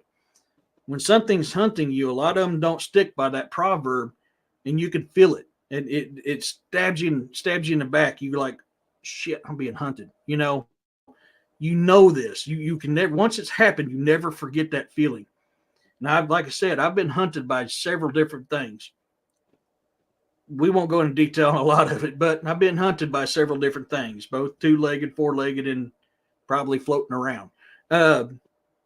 You'll never forget that. So when you get that feeling and you're sitting there at the catfish hole, fishing for catfish, and all of a sudden you get that feeling, I'm about to get attacked. Something's coming after me. And you shine your light around and you go, I can't see a dang thing. This is not good. It's time to pack your stuff up and left. And after the third time I experienced that out in the ponds off the tank trails at Fort Riley, when I transferred to the Army after my Marine Corps stint, I didn't go back because I was like, I'm not pushing my luck. I've danced with the devil enough. I'm not dancing with him no more. I'll stick to my daytime fishing. Fishing and wild turkey. I'm just kidding. Yeah. I've done that many times. And golf. Oh man, I feel you on that. That's wild. Yeah. Sovereign Cosmic Wildman says, yo, I know that feeling he's talking about. I've been paced paralleled for like half a mile before. It wasn't a bluff charge. That's not a good feeling. No. Yeah, I was actually out in the field last weekend, and we were being flanked by something, and it was multiple, whatever it was, there were multiple beings out there, because we'd hear something over onto our right, and then we'd hear it to the left, and then back to the right, and it was like going in front of us and behind us. And so it was constant. And Kristen actually picked up on her thermal or her FLIR, a bipedal, something large that was ducking, like going from tree to tree, like kind of ducking behind the trees right in front of us. So there was something out there. It didn't feel great. How fast? It was fast. It was really fast. Sometimes these things will move so fast, it's like a blur. So normally when you're dealing with something like that, most commonly it's going to be cryptid wise, it's going to be like a dogman or a werewolf. They move wicked fast. I mean, they are wicked, wicked fast. You know, yes, Tonka can move fast. Dogman and Werewolf, them dudes can flat book it. I mean, they are blur. They're like a blur. They just what They the are. hell was that? You know what, Yeah. Greg? What's up? Greg Googles is in the chat. What's up, Greg? Greg was with us. So he wasn't with me with that team. He was back at base camp or with another team that night, but he was there, and we ended up having to call in to get extracted from that location because we ran into some hunters out there that night who had some coon dogs running out there, and they just happened to have a laser on their gun, and so we knew they had a gun, and we had to call in for somebody to come pick us up because it just wasn't safe. We were, you know how it is hiding in those woods, and then all of a sudden you see the laser beam. You're like, all right, let's get out of here. Yeah, I've done my fair share of hunting, and I've been hunted. You know, I've hunted different kind of critters, you know, all over this world, and I've been hunted by several different critters all over this world. I don't like lasers. Lasers are a huge target indicator. I'm not a fan of using lasers for any kind of whatever you're doing. You know, a lot of people will tell you, "Oh, you need to put a game cam up to catch a cryptid activity." I'm sorry. In all my life, I've never caught a cryptid on game cam. Every single time, if you go out right outside the triggering range of my game cam, you'll find an X formation like they're warning them not go past this. And I'm a firm believer, my opinion, my theory, my hypothesis, entertainment purposes only. Right. They can see the IR. Yeah, I'm a big believer they can see the IR because that's what my research has led me to. Usually, if you catch one on game cam, it's an accident. A lot of times it's a juvenile because they don't know. You know, which if you guys have seen, I've got videos of it. Even on the documentary I was with Linda Eastburn, Byways of Bigfoot, we have all different sizes of footprints that I've found out here. I literally have a family group out here. You know, so I've got all different stages of that life that I deal with. Not a single time have I ever caught one in all the years I've had a game cam out here, even next to where you can find footprints. I've got to get on my old laptop if I can pull it up.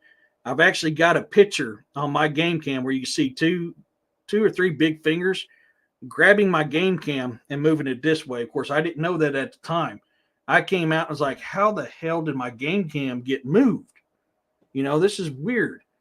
You know, I was like, okay, wait, I've seen some bucks playing around underneath here. I've got the videos of the bucks playing around. Maybe they hit it and moved it, you know. Then I'm going through my videos, and all of a sudden you see fingers. Literally, see if I can get it to do it on this camera. You see fingers like this in the game cam. And they're coming in the direction my game cam was moved. So I'm a firm believer. I literally had to move my game cam because right in this area where this was facing, I have a lot of deer on my property. You know, I practice a lot of land management, which if you want fae, if you want cryptids, you want wildlife on your property, you got to practice proper land management. I am very, very, very big on proper land management. Yeah. And I'd say the evidence I have kind of shows the proof on it. My opinion, my theory, my hypothesis, entertainment purposes only, proper land management will bring in these fays, we'll bring in cryptids, we'll bring in this other wildlife. And I've got videos from my game cam of all the deer and all the different wildlife I have on my property all the time, nonstop, all day long. I'm getting this stuff. So very big into that. Oh my gosh. So you have a lot of acreage at your house. And so that's what we're talking about right now. Eric has a lot of property out there in Missouri and does really good land management. And you have a lot of activity on your property, including possibly a family of Bigfoot out there. And Linda Eastman, right? She's with Byways of Bigfoot. She's been on the show before. She came on the hunt one Saturday night with me. And so she's been here, but her big documentary that she put out features you. You're like the star of the documentary that she had there. You know, it was crazy. Well, you're a cool hillbilly. Okay. And with a lot of activity. Okay. Yeah, I actually just got a text message from my friend Tyler from Journey to Truth podcast, and he was at a conference that she's at this weekend, and he sent me a video of her. She was actually mentioning me in her presentation, and so I thought that was wow. Yeah, she was mentioning me and you on her presentation. So shout out to Linda. What's up, Linda? Well, if you guys want, if you're interested in watching that documentary, I did save it to the playlist on my YouTube channel. So if you go under the playlist with the subject of investigations, you'll see the documentary Byways of Bigfoot that I'm a part of in there. Which, yes, I'm not trying to brag. Unfortunately, this is how it was. Most of our evidence we found was on my property. Also, my latest interview, she interviewed me a few weeks ago. That's on there as well. I haven't got the first interview I ever did with her, but the Byways of Bigfoot documentary and that last interview I did with her is on my playlist. So if you guys want to see, I recommend it. I'm not saying it because I was a part of it. It was really a lot of fun. There's a lot of knowledge.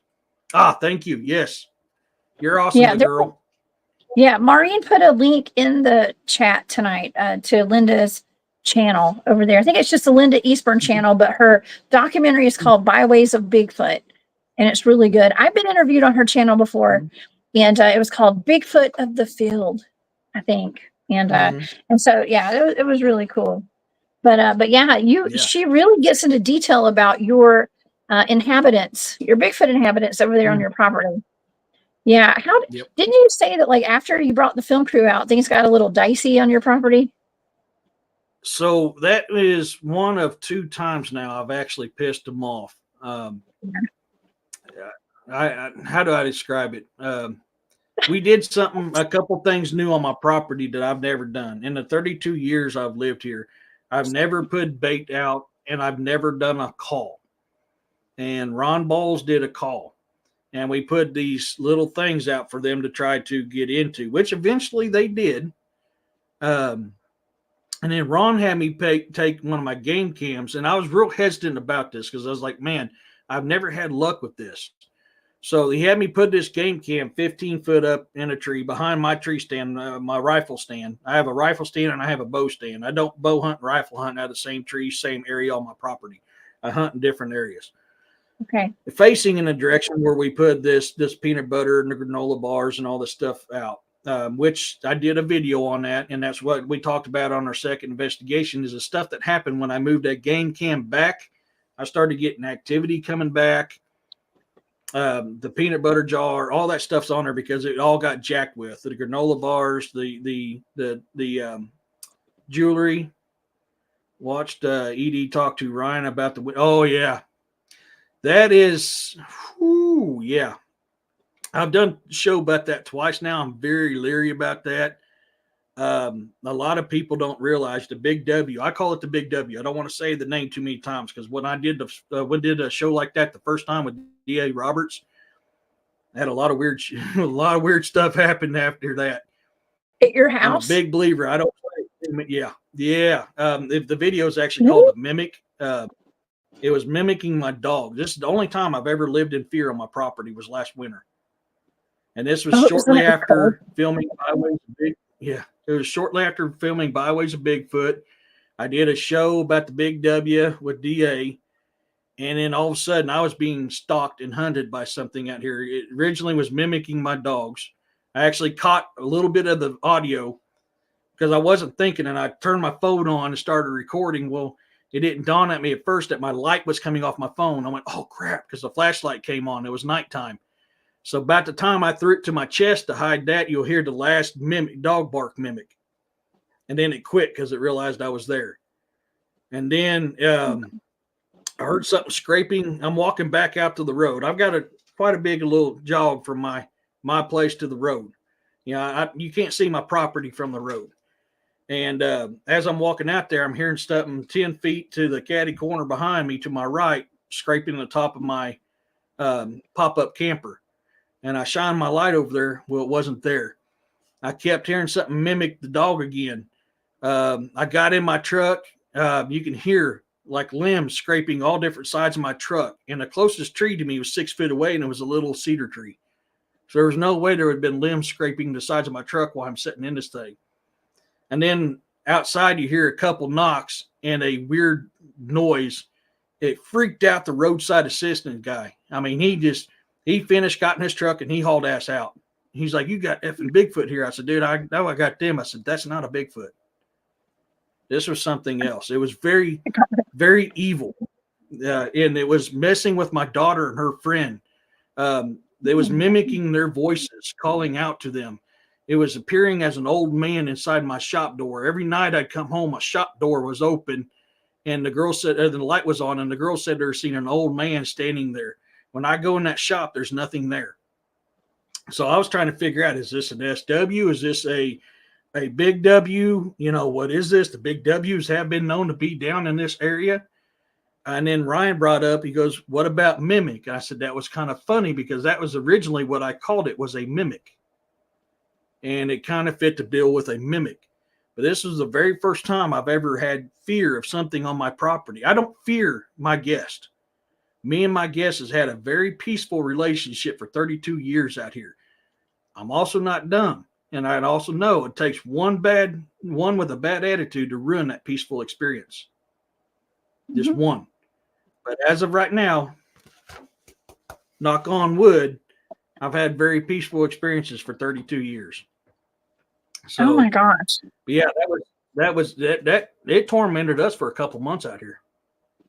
Oh man. I mean, But, and you've got girls, you got kids, and you know, I'm like you, I'm a parent. I mean, the last thing I want is something that's going to be a threat to my child and to myself. And I'm with Jeff Townsend. What's up, Jeff? Jeff is like, you're gonna see holes through it if it's messing with me or something like that. I know, Jeff. Jeff is my bodyguard, by the way. He lives not too far from me, and he is my bodyguard.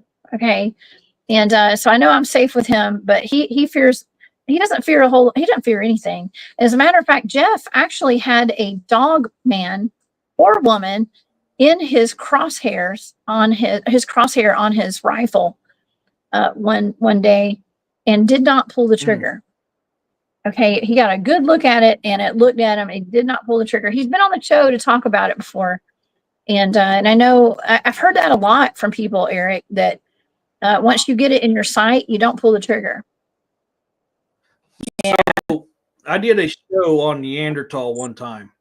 And I posed a question to everybody because the more the research I find, more the scientific stuff comes out, kind of leads to something that I've always prescribed as Bigfoot for a very long time.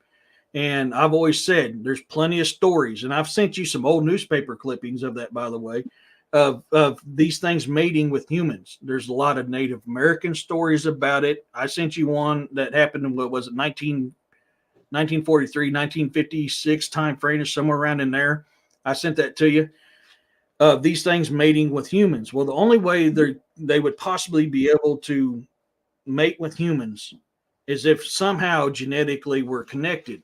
So I always had this theory that at one time, you know, the closest thing we can get to them is Homo erectus, which is what these things were. Eventually, they stayed straight where we veered off and became what we are now. And of course, you can always go the Anunnaki route where they took the DNA from them and the DNA from the Anunnaki and created us. You can go that route as well. All of them very good theories, all of them very good possibilities.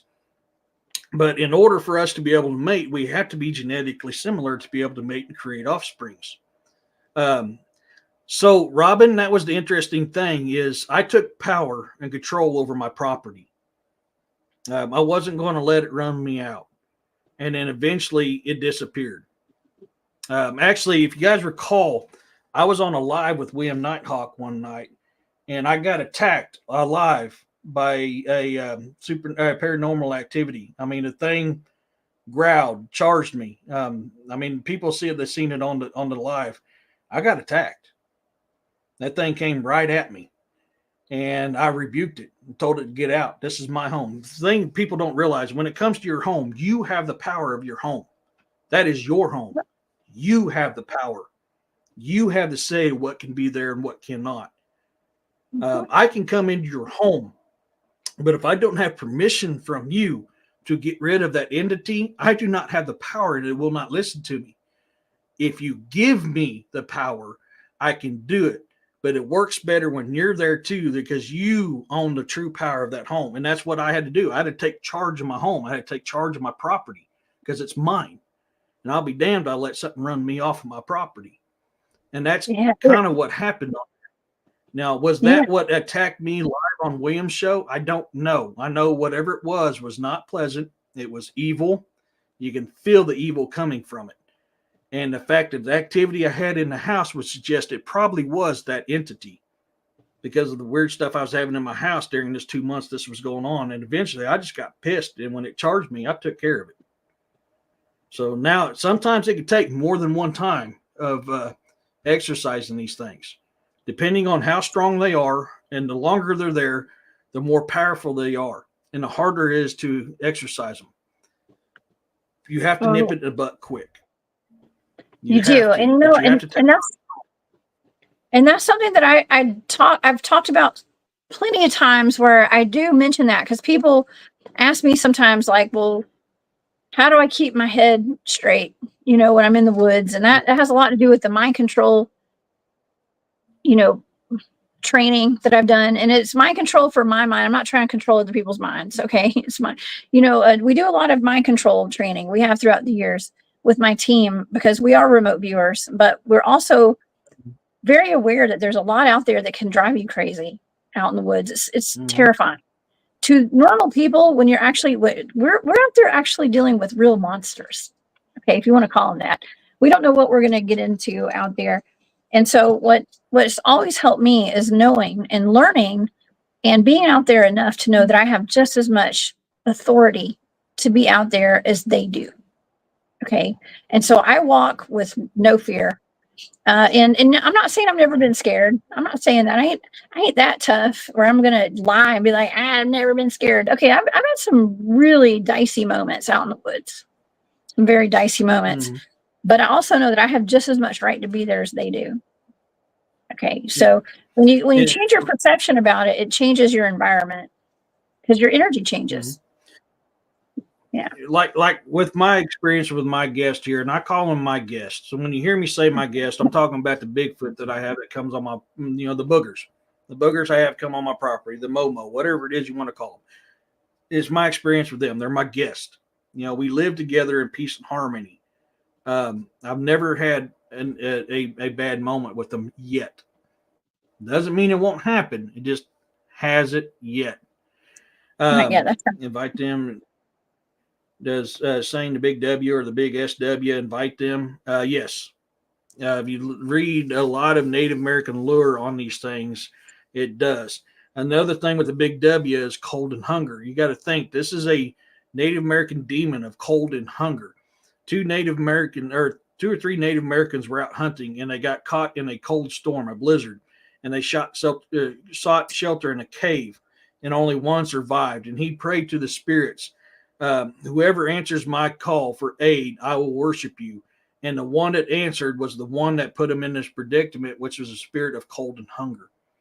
So he kept his word and therefore was cursed with the curse of the big W. It's literally a Native American demon is what the big W is. Okay. What about whistling in the woods? What do you think about that? So I was grown up, and how I was raised was you don't whistle in the woods at night. Whistling in the woods at night brings upon things that's not very pleasant. I know a lot of people say you don't do it, period, in the woods. I can tell you now, I've been in woods my whole life, all over this world. I've whistled in the daytime in the woods. I've never had an issue. I don't whistle in the woods at night. I grew up believing that. That's what I've always done. And so far for me, during the daytime, it's fine. Nighttime, you don't do it. Okay. Jeff, I love this. Jeff is clarifying what I mentioned earlier because I said that he didn't pull the trigger. He had a Dogman in his sight. He said the only reason I didn't was because it offered no aggression against us. If it had, I would have. Well, and that makes sense because if you actually study the history on Dogmen, 98 to 99% of the times, they're not going to attack you. They're more guardians. They're more protectors. There have been several encounters of them actually helping people out of sticky situations. Now, like I said in the beginning of the show, you'll have that one that's got a bad attitude, which can lead to a bad experience. Now, you can also go on the military side of it. If you believe in that military program that we brought over here from the Germans during World War II, their minds are crosswired. They're jacked up, and you're going to have a bad experience with the ones that their brains are jacked up. That will lead to a bad experience with them. But the ones in nature, 98 to 99% of the time, it's very peaceful. They just want to be left alone. And Jeff has another good point too. He says, my fight or flight is hardwired to fight. A lot of ours is. He said, I like my chances a lot better. No one can outrun these things. I'll tell you now, I may wind up as a steamy pile of cryptid poo on the forest floor, but I ain't going down. I'm a screamer. I'm going to go down screaming and fighting. I'm going to go out the way I came into this world, kicking and screaming. I'm a screamer. You know? I'm not laughing at you, but that is kind of funny. I got a picture in my head with you say your fluffy butt and screaming and all that. So you're funny.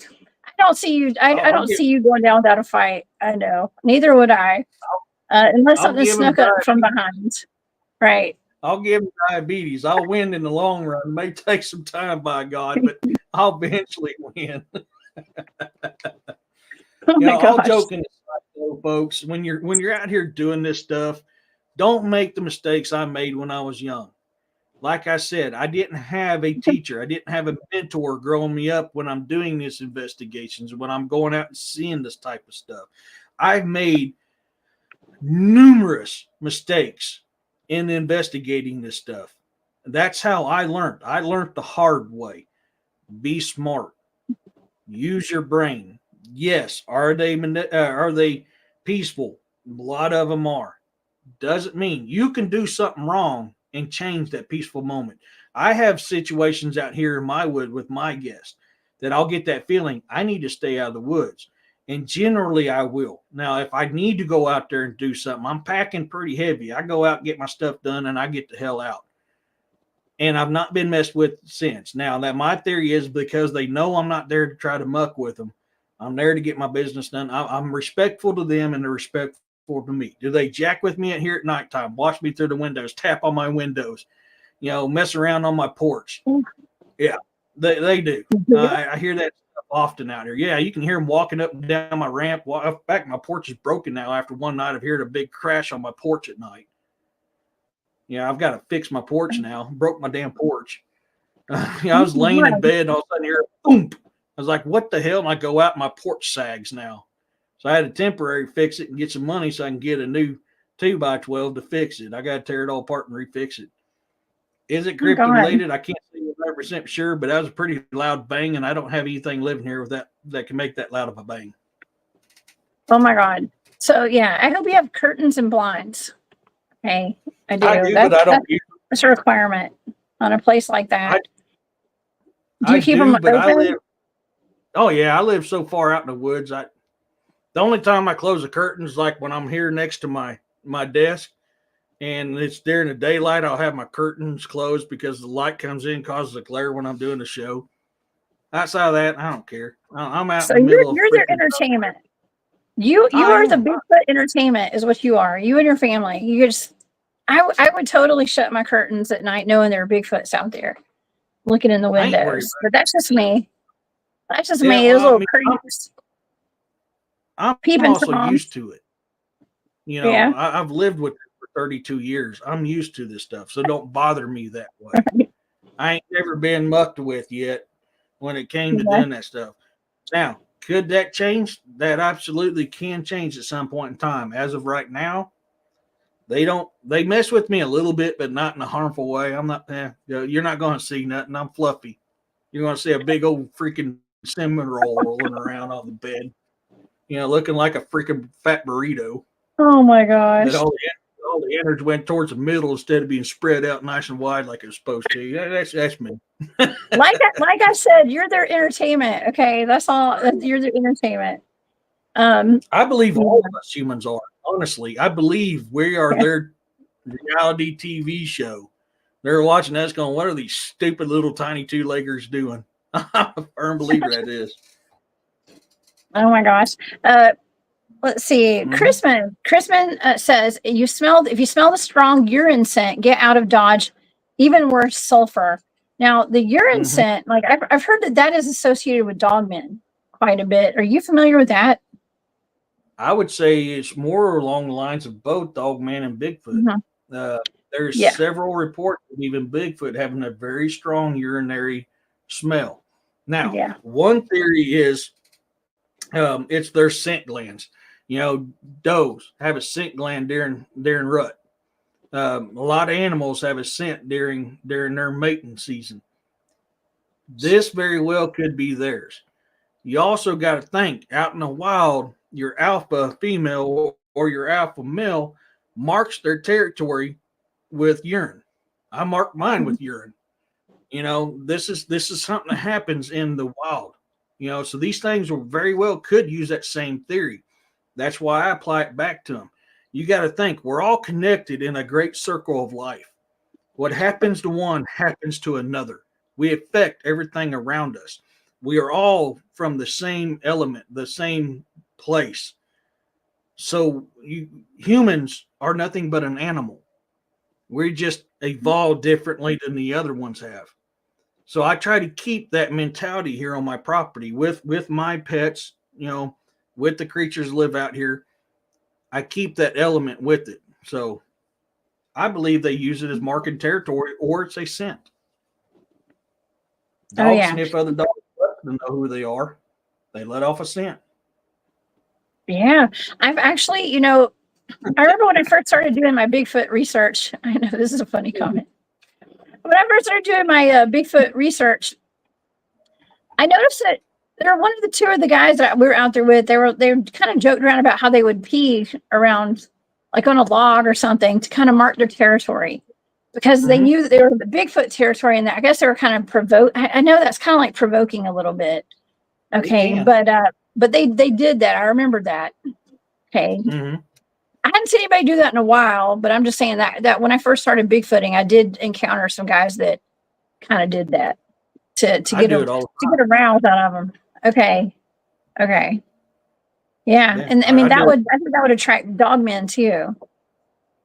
It could. I mean, it honestly could. But you also got to think you're probably attracting other predators too, because they're going, hey, I smell this dude's urine. I'm bigger and badder than he is, so I'm going to overtake this. And then eventually, can that lead to a bad moment? Absolutely, that can lead to an oh crap moment. But we're all animals. We all are animals. And if you keep that mentality up, that keeps a certain level, certain hierarchy on the land. That's just my opinion, my theory.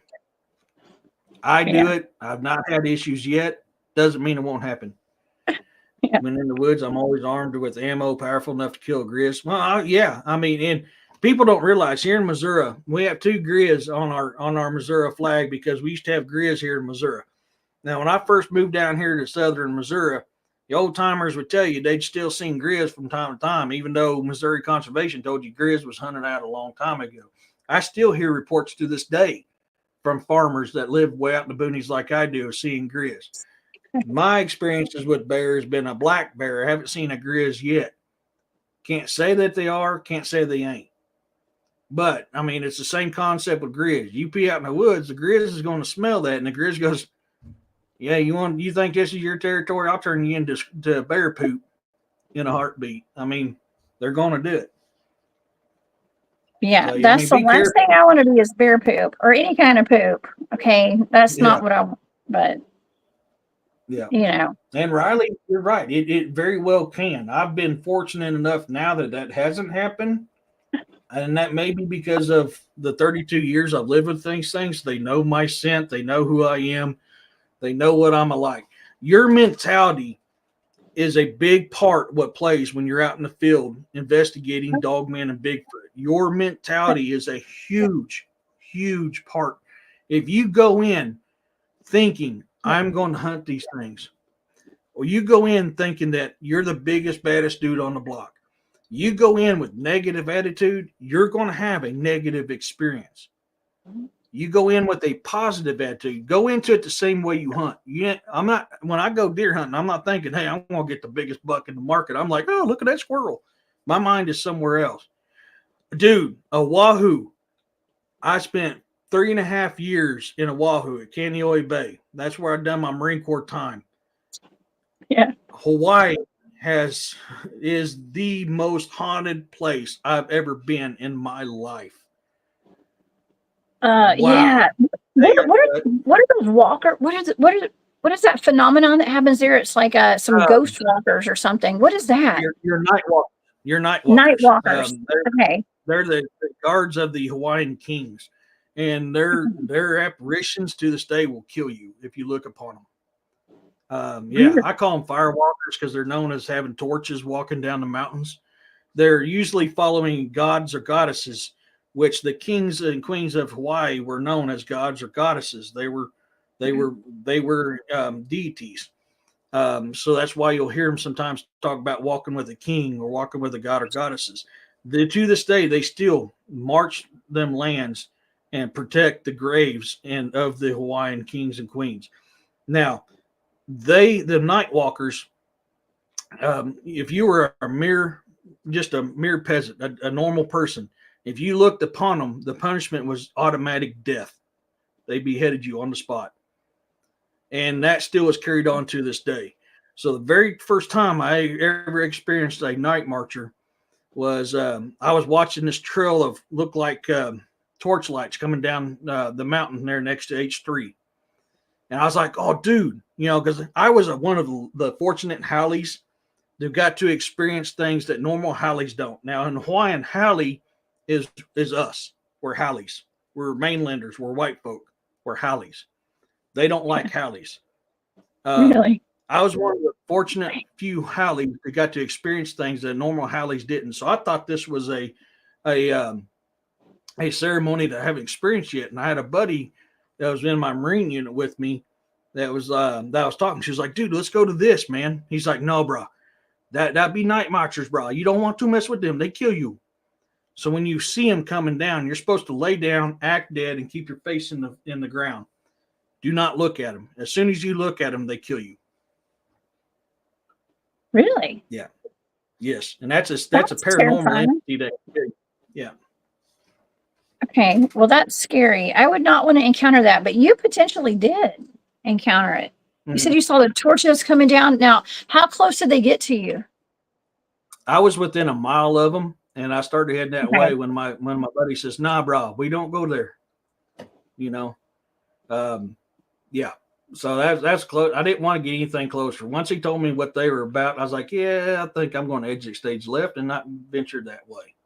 I kind of want to be unalived at the moment. It's best you didn't. Gosh, that would be a fantastic remote viewing target for me. I would love to get that as a target one day, just to see what those things are. They're known Oahu's where I seen mine. Okay. K-Bay, Kaneohe Bay. We call it K-Bay. That's Marine Corps Base, Kaneohe Bay, Hawaii. K-Bay. A lot of your followers will probably remember the old TV show Gilligan's Island. I know Gilligan. I love that show. The beginning of that show, when it was playing its music in the intro, and it shows that island. That is the island in the middle of Kaneohe Bay. That was where that was filmed at. Kaneohe Bay is where the hammerheads give birth. So there's certain times a year you're not allowed to be in that water because hammerheads are aggressive as hell during birthing season. And they just circle that island giving birth to the hammerhead pups. Being dumb Marines, we're out there swimming in that crap. Yeah, Gilligan's Island. Swimming. But where all the hammerheads are giving birth. Mm-hmm. Yeah, I kept my K-bar on me. It's like, if you're going to get me, we're going to go down where a hell of a fight. I'm going to go down screaming. Yeah. I've looked at Captain America, which is funny side note. This ain't cryptid related. Funny side note. My very first experience with a barracuda, which is pretty much a cousin of a shark. I'm sitting there in K-Bay. We just got there doing some Zodiac training. And I see this fish that I think is 3 foot long. swimming around the docks there in K-Bay. So I pull out my K-bar and I'm watching this and I'm timing this. I'm thinking this is just a couple feet in the water. I'm going to get to this dang fish. I'm going to eat good tonight. And Captain America, my CEO, comes up and goes, Corporal Testerman, what are you doing? I said, sir, there's a big ass fish here. I said, it's shallow enough. I think I can jump in and stab it with my K-bar. And he starts laughing. He goes, son, you don't want to do that. I said, sir, what do you mean? He goes, that's a barracuda. I said, okay, yeah, barracuda. You know, I'm just a dumb hillbilly from Missouri. He starts laughing. He goes, dude, that thing's about 6 foot down and it will jack you up before you even get close to it.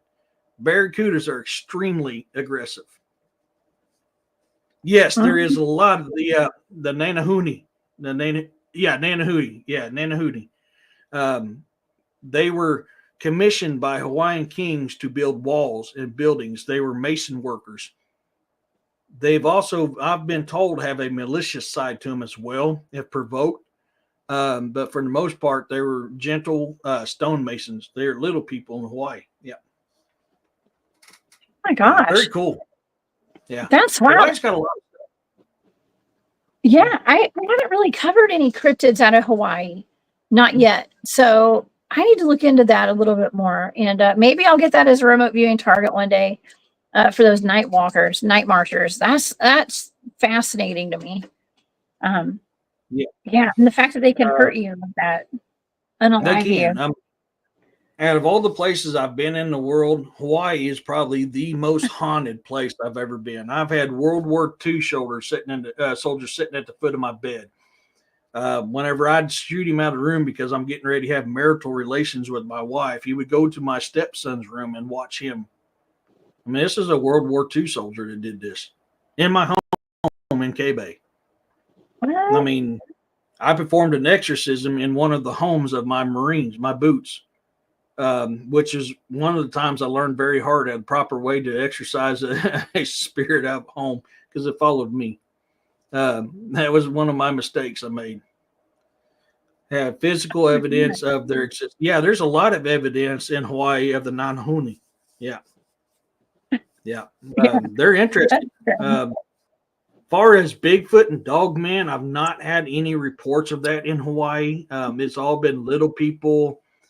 It's all been the deities. You know, there's different gods and goddesses. Paranormal, huge. Supernatural, huge in Hawaii. Oh, yeah. Scott says, hey, Scott. Scott says, Navy diver, I'll take a shark over barracuda any day.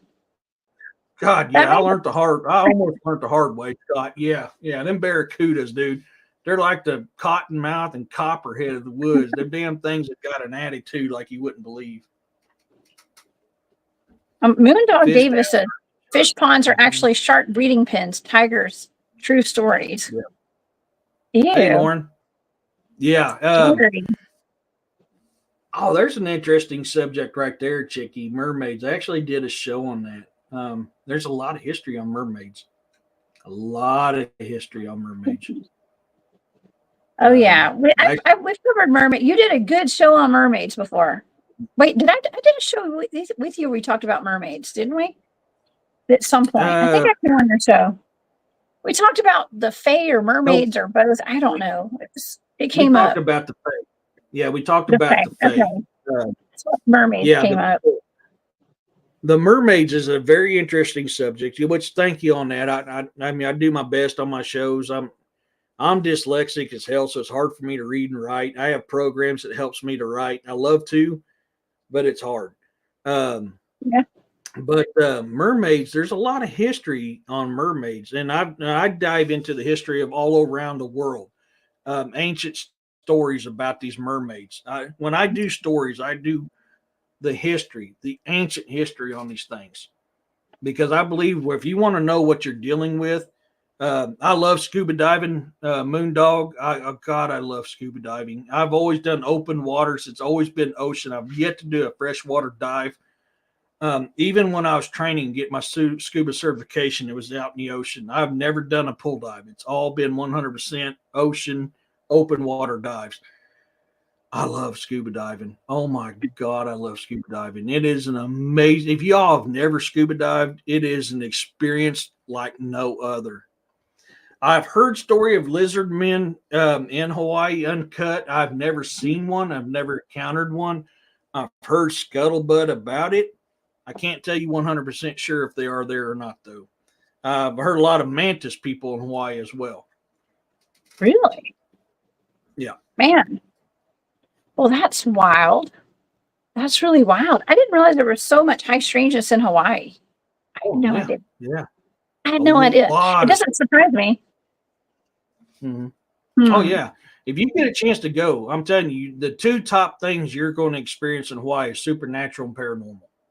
That is probably the two most things ever experienced there. Okay. There's a pic of a mermaid online. There's been several of them. When I was younger, I think it was first or second grade, I had a girlfriend that had grandparents in Florida. And she went down to that museum there in, what is that big city in Florida? Oh my gosh. I'm brain farting. Anyway, she went to this big museum at a big city down in Florida. And she brought me back a postcard from this museum that had a petrified mermaid on it. A few years later, that petrified mermaid mysteriously disappeared, and they had no records of that ever being there. It was like completely gone. And we know of a certain entity that starts with an S that likes to take and get rid of history. And I believe they were tied to, and from what I understand from research, they were tied into what made this petrified mermaid disappear. And sadly, when I had a fire out here and lost my trailer, that postcard was in that trailer, so I no longer have it. I lost a lot of stuff in that fire. Sharkman of Kaneohe Bay. Sharkman is actually tied to the Germans. That was one of the gene splicing programs that was created by the Germans. So they tried to create a super soldier known as a Sharkman. That's tied back to Hitler and Himmler as well. So if they were doing that with the Germans, it's very well that our American military and alphabet soup agencies were doing it as well. I have not heard of the Sharkman before. Okay, I'm learning some more stuff, but it's not surprising because, like Scott says, more under Hawaii than on. Than on lots of DUMBs, miles of deep underground military bases under Hawaii. Yep. So experimentation, labs, laboratories, facilities, God knows what's going on underneath there. And I'm sure. I mean, I'm not saying it's not really close, but like on the coast of California, they made the Billy Whack monster. That was one of my. I think that was a remote viewing target I had. Or we did a show on it, and it was like a goat man, some kind of experiment they did back in the 1920s. The 1920s. They had a lab underneath a dairy, the Billy Whack Dairy, and it's right there on the coast of California. So they've been doing these hybrid experiments for a long time. Okay, a long time. JT said something here. He says, I've been to the Big Island, which the Big Island is known as Hawaii. The proper name for the Big Island is Hawaii. And he said there's Sasquatch there.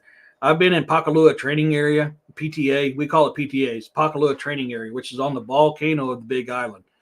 I can tell you there's a lot of strange shit that happens there. I've never seen a Sasquatch there. I'm not saying it's not. The 3.5 years I was there, I've never experienced that, but it's possible. I'll have to look into it. But I can tell you there's a lot of supernatural activity on the Big Island, especially in PTA, Pakalua Training Area. A lot of supernatural activity there. I'll have to look into that Bigfoot being there. I've never seen one or heard about that. Oh, yeah. Tunnels everywhere. Okay, and this is coming from Moondog, who I think lives in Hawaii. Okay. Yeah, that's the island of Oahu, which was the island I was stationed on. That's what that is, that AUHU, or the OU, or OAHU, that's Oahu. That's how you say that. That was the island that I was stationed on. There's a lot of stuff out there on Oahu. But you got to think, though, Oahu has all 4 of the major branches on it. When 9/11 happened, and because I had top secret clearance, I got stuck guarding the main base at Fort Smith there on Oahu because of what I had. There's a lot of stuff that goes on Oahu. Man, of Goatmen, Billy Whack, monster rooms. Okay, so some are saying that there's a lot of sightings of Goatman where the billywhack monster was. So there could have been multiple. I'm sure there were multiple creatures made, hybrid creatures made. Yeah. I mean, that's probably why we have a bunch of Goatmen all over the place. Maybe they've migrated. Maybe they were all some experiment. We don't know. Yeah, there could be. I mean, it makes a lot of sense. We have something similar like here called the Ozark Howler. And the Ozark Howler, the best way to describe that, it's like a bear and a cat mix that's got horns. I mean, that's an Ozark Howler. I just had an Ozark Howler about 20 miles east of me a couple months ago that I've got to go out and check out. I don't know about that, Robin. Of course, they didn't have that when I was in the military. So I would say that's a good spot for it in Hawaii. So, yeah, I'd say you're probably right. They didn't have Space Force when I was in. There was someone interviewed by Linda Moulton Howell talked about domes under Oahu. I'll have to check that out, Sovereign. I'll have to check that out. Yeah, and we've had a couple of people in the chat that said that Hawaii is where Lemuria was, or maybe Hawaii is Lemuria. I don't know. I've not heard that before, but I've multiple people put that in the chat. I haven't either, but I can't deny it. Hawaii is an ancient lines, and when Samoans sailed the oceans and discovered the island chains of Hawaii, there was a lot of stuff that happened there, and a lot of your Samoans are very, very big into the supernatural and the paranormal. Mega super blessings to all you people from. Oh yeah, what happened on Oahu on Waianae? Not Waianae. Maui. Thank you. I can't talk about that on YouTube. I talk about that on right. Yeah, there's a lot of stuff that happened there that's tied to certain events that happened too. Yeah, some of these things kept in the tunnels. Yeah. Oh, sorry. No, you're fine. We have so many comments. I'm trying to I kind of rush through them. So I know people. You got to go back and just screenshot it if you need to see some of these comments. I'm just trying to get through as many as I can tonight. You're good. Yes, Scott, I'm not going to say, but yes, that is exactly what I was hinting at. And I talk a little bit about that on Rumble. It's also tied with some current events that's happened recently that we're not going to discuss too much on here. I did a little bit of a show about that earlier today, showing you evidence with a certain organization used to manipulate it. People and dumbs aren't. I'm not just into cryptids and supernatural and paranormal. I'm tied to a lot of other stuff too because of my background in the military, connections I still have in the military, things that I knew from my top secret clearance. I'm tied into a lot of stuff, but a lot of that stuff I talk on my Rumble. Yes, and Maureen, the girl in her gong, has put your Rumble channel. There's a link to it right here in the chat. So you guys go check out the link to his Rumble channel. And subscribe. You do put some great content. I did hop on for a half second when you were live today, when I was getting ready for the show tonight over there. So, man, I mean, this has been fantastic. We even have somebody asking about the concentration of vampires here in the United States. Does anyone know the biggest concentration of vampires? Now, I would go out on a limb and say Los Angeles, New York, or New Orleans.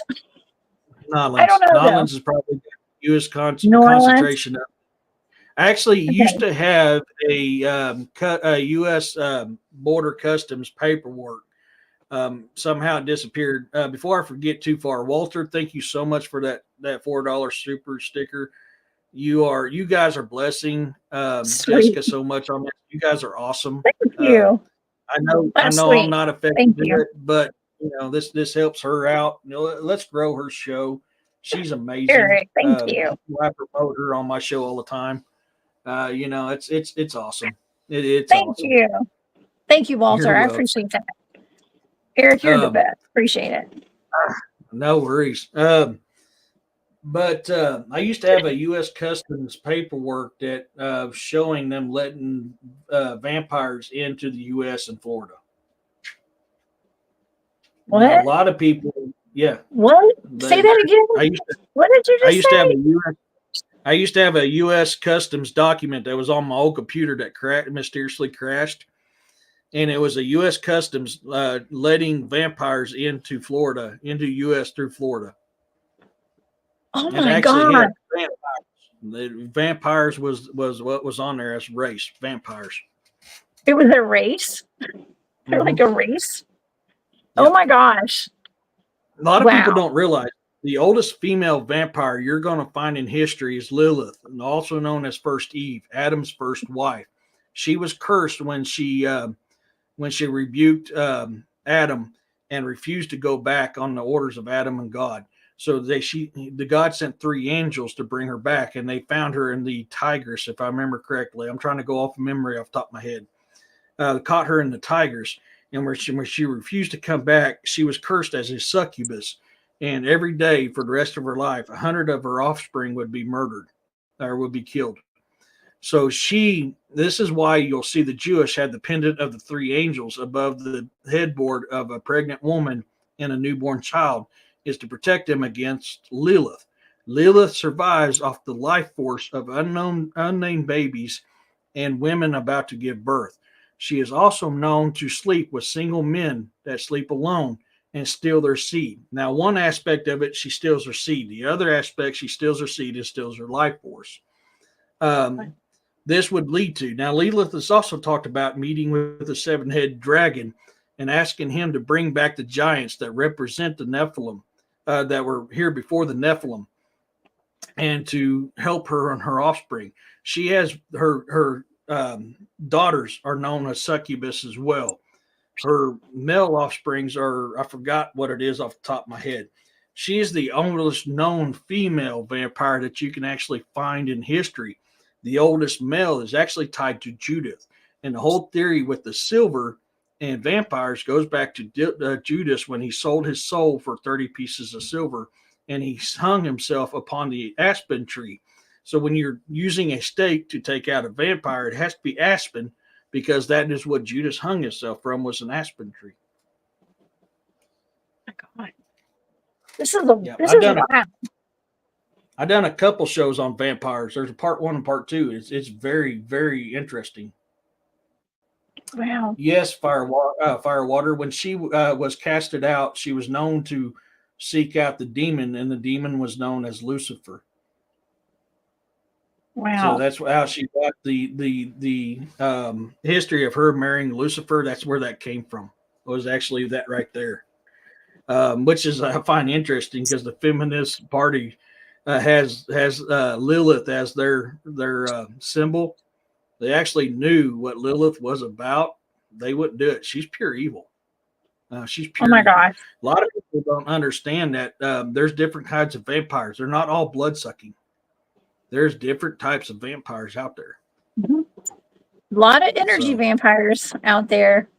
And yeah. I mean, you can even see that on like television and even on YouTube and stuff. There are people that are like, and in real life too. It's like people thrive off of drama and like trauma and all this stuff like keeps you like soap operas and stuff. And it's just sucking the life out of people. Okay. And harnessing that energy. We don't do that over here on my channel and your channel either, Eric. We like to actually, put out good information and not take people's energy like that. That's weird. Okay. I love the history of things. The history is what I get into quite a bit. I love the history. I'm a firm believer that if you're going to learn what we're dealing with nowadays, you need to know the history of these things. I mean, and vampires has got a very, very ancient history to them. I've had an experience here in the trailer I was talking about that burnt to the ground. I was sleeping in that trailer one night when I woke up and I couldn't move and I couldn't talk. And this happens from time to time. And I start mentally rebuking what it is that's keeping me this way. And eventually I'm able to speak. But this one time here, when this was happening, all of a sudden I started hearing crashing and banging in the hallways of my trailer. And my walls were vibrating from something hitting it. My pictures were dropping off the wall. And I associated that with my grandmother doing what she said and protecting me. That was the feeling I got when this happened. And that was a scary moment for me because this is the very first time I woke up and I couldn't move and I couldn't talk and I could literally feel my energy being sucked from me. Good night, Jeff. Good night, Jeff. But this was the very first experience I ever had with something like this, and I had that reaction. When there's something strange in the neighborhood, who are you going to call? Who are you going to call? Ghostbusters. Yeah. Oh man, I saw that. I didn't even think that was a song. That's a song. I'm glad you caught it. You caught on to that one.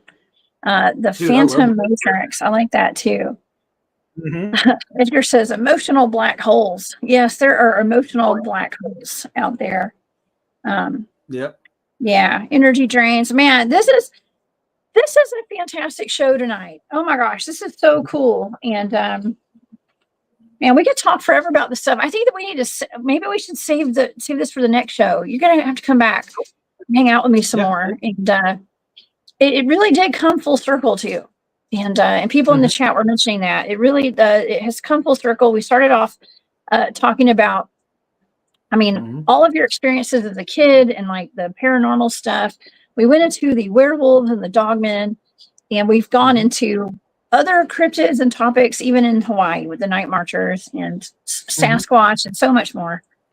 Man, this has been awesome. Yeah, it's all tied, and I can get into one of the oldest Native American stories that talks about Dogman and werewolves. Actually, there's one of the oldest ones you'll find is in the northwest part of the United States. So I can talk about that now, or we can do it for another show. But there's actually a Native American story about that. Yeah, so, talk about it now. Let's just do it. We're on a roll. Two brothers were out hunting, and they were very successful in their hunt. And they came across an old man in the woods. And the old man asked him for some food. And they're like, yes, grandfather, we were very fortunate in this hunt. Here's some food. Now, a lot of people don't understand. In a Native American culture, the old people were called grandmother and grandfather. The younger, the adults were called mother and father. It was a community. They raised the children on their own. So when they came across this old man, that's why they said, yes, grandfather, here, have some of our food. He was so thankful for them giving him some food that he blessed him with the gift of the wolf. This gift, they were able to transform into an actual wolf. It made him a better hunter. They were more successful. One brother used that gift for good. So he was able to transform back and forth between a human and a wolf. The other one started using his gift for bad and was forever changed into a bipedal wolf, your Dogman. And this is how this curse came about. And that is one of the oldest Native American stories talking about what we call nowadays Dogman. Oh, wow. Yeah. That's amazing. That is in the northwest part of the United States. Wow. It's a tale as old as time. And Dogman goes back for centuries. The Cynocephali have been, they're documented on old world maps. I mean, full civilizations of dog-headed men there. And so why wouldn't they be here today? Why wouldn't they? I mean, Riley, you're right. That's why I said what we know nowadays as Dogman. Riley had a comment there saying that Native American didn't talk about Dogman. You're absolutely right. That's why I said this is what we know nowadays as Dogman. But it was a gift that was given to him by an elder man that they met in the woods. It was the gift of the wolf. When the brother used it for wrong and evil purposes, he was forever changed into a bipedal wolf. He was never allowed to change back into human form, unlike his brother who used it for good, was able to transform back and forth. So I hate this movie. God, I hate this movie reference, but it's sadly, it's true. Twilight. The wolves you see in Twilight fit along with that story. They were able to transform into a big wolf and back and forth between human and not. That is actually where that storyline of that came from that movie Twilight. I hate the movie. I love the movie Twilight. It's good. I hate the reference because I'm sorry. vampires ain't made of all crystals and yada yada yada. I love you. I will marry you. Let's have a Sparkly baby. vampires. I know. No. Sparkly, glittery vampires. I'm Team Jacob, by the way. I've always been Team Jacob. That's the werewolf kid. Okay. Team Coyote. Jacob. Coyote is the trickster. Coyote will lead you wrong. Coyote is like Loki in the Norse. Coyote is the trickster. We have here we have what's called Missouri Timberwolves, and they're huge. They look like a coyote, but they're a lot huger. They're actually Missouri Timberwolves. But yeah, that's one of the oldest Native American stories you hear that's talking about what we call Dogman. Is that story there? It's a very fun story. I can't remember the Native American tribe. Well, I'll have to ask William. I forgot what it is. Ooh, the hyena version of Dogman. That is a very interesting subject. Now, it is. I don't consider the hyena a Dogman. I'm sorry. This is my opinion. And my hey, Kim with Dad, good to see you again, bro. And I'll give you a reason why I do not consider the hyena version of a Dogman a Dogman. Yeah, I want to hear this. This is interesting. There's been many cultures in ancient history up till now, even here in Americas, where shapeshifters are able to take a shape of an animal.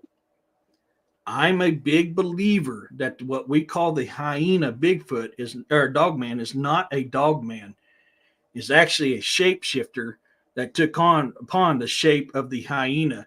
If memory serves me correctly, there was a African medicine man that was able to shape shift, and he was known to take the shape of a lion or a leopard or hyena. And I believe what we're misidentifying as a hyena Dogman, and some people even call it a hyena Bigfoot, but it's most commonly known as a hyena Dogman, is actually this shapeshifter that took that shape. Kind of like your werewolf. Look at your Celts. Your Celtics talk about your werebeast, your weredeer, your wereboar, your werebull. I believe the hyena is this were hyena. Jacob. Team Jacob. We got some Team Jacob in the house. Kira's with me. Okay, yeah, actually, so I was given a remote viewing target a while back by Barry that was like the Kishi, I think is what you call it, the Kishi or the Rishi. I think it's Kishi, and that is like a man who had a hyena head on the back of his head. Okay, and so he would shapeshift actually, kind of, and 1 minute it would be like a human, and then this hyena would hide underneath his hair, like usually like dreadlocks. And you couldn't see the hyena, but that's when he would mostly eat women too, like his love interest and stuff. He would attack when she wasn't paying attention. So that's another thing. It's different, but it's similar. Yeah. So shapeshifters, there's a very, very long and deep history on shapeshifters. We touched about it when we talked about the berserkers and the Ulfanar. They literally are a shapeshifter. Now, they use a dark magic to perform that, which if you study shapeshifting, dark magic is tied to shapeshifters. I'm going to say this one time because I've not said it yet tonight. Your skinwalkers are the same as a lot of these other shapeshifters that you hear all over the world. There's many different. Yes, Steve. Yes. I've actually done a story about Zimbabwe and shapeshifters and stuff over in Africa. They're known for doing that. Like I said, the Norse, your Celts, your Native Americans, your Africans, so many of these cultures around the world have stories about people taking upon the skins and transforming into the shapeshifters. So I believe that's where this hyena Dogman comes from. It's actually a were hyena, a shapeshifter. Yeah, that's interesting because Jeff, I thought you went to bed. Jeff's still in here. Jeff's back. We're having such a good conversation. Jeff's like, man, I ain't losing this party. Go to sleep. he can't go to sleep. I know you're still up. He says, "Well, I saw one tracking 2 deer, and that's true." He told us about a hyena type dog man or a hyena man tracking deer, and that was here. I believe that was in like West Georgia, like down in the south, like towards maybe the west side of like near the Okefenokee Swamp, kind of like down southwest Georgia, maybe. Jeff said he was still listening. Yeah, so that's in Georgia. There, I mean, there. Even Ryan Tremblay came on the show and told us about him seeing a hyena type dogman in Arizona. Yep, and that's why I say they're more of probably the were hyena, because of all the old stories coming from Africa about people shape shifting into hyenas. And if you actually listen to the description of these hyena shapeshifters, it fits this what we call hyena dogman to a T. That's why I'm not a subscriber of putting them in the dogman class. Is there many types of dogman? Absolutely. Just like there's many types of Bigfoot. People don't realize Bigfoot and Gugwe were the exact same at one point in time, and then they got into an argument about what they should do. And if my memory serves me correctly, this came about when the white man came over here to the United States. They got into an argument over what they should do with these humans. One of them wanted to eat them. The other one wanted to be left alone and disappear. And then you all of a sudden now you get what the Native Americans call Gugwe, face eater. That dude right there. He's got a bamboo type face, sharp canines. That's a Gugwe. That's their literal name, face eater. And this is where this come about. So there's many different types of Bigfoot, and there's many different types of dogman. I'm not one that puts that hyena in that class because there's too much evidence of shapeshifters that turn into hyenas. Also, a good way, like I said, a were hyena. Yeah, that is just so interesting because I've always wondered about the hyena type dogman because a hyena is not a dog. So it just never really it didn't make sense. But I mean, I have a picture of it. Oh gosh, I think I do have a picture here of the chart of the different types of dogmen. And the hyena, it looks like it could be a dogman. It's very similar, but it's also different. It's right there, canine variant 2 down at the bottom row. Yeah. So I'm sorry, that is, for me, my opinion, for entertainment purposes only, that is a were hyena. And them chasing deer fits alongside with a lot of that stuff. I can't dispute that one bit. They've been known to shapeshift to hunt, not just humans, but hunt their prey in general, whatever it is. So Jeff said it was over twice the size of an African hyena, is what he said. Yep. And I honestly, when you said you seen them hunting a deer, I agree with that 100%. That would be along the natures of them and one of the purposes of them transforming into that shape. Yeah. Now, let's look at this at another angle. Could this be a genetic modification? We know the Germans were into that type of stuff. Could this been a type of gene splicing which created what we know as the hyena dogman? That absolutely is a possibility of what it could be. This could be a resemblance of a gene splicing.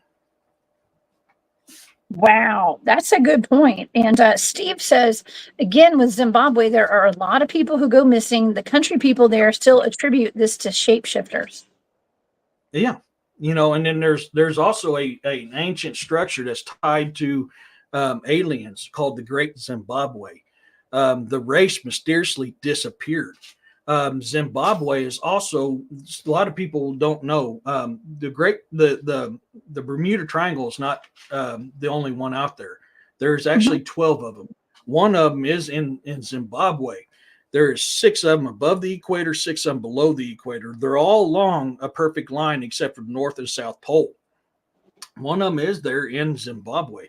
And if you study the history upon these places known as like the Bermuda Triangle, they are a type of portal. Now,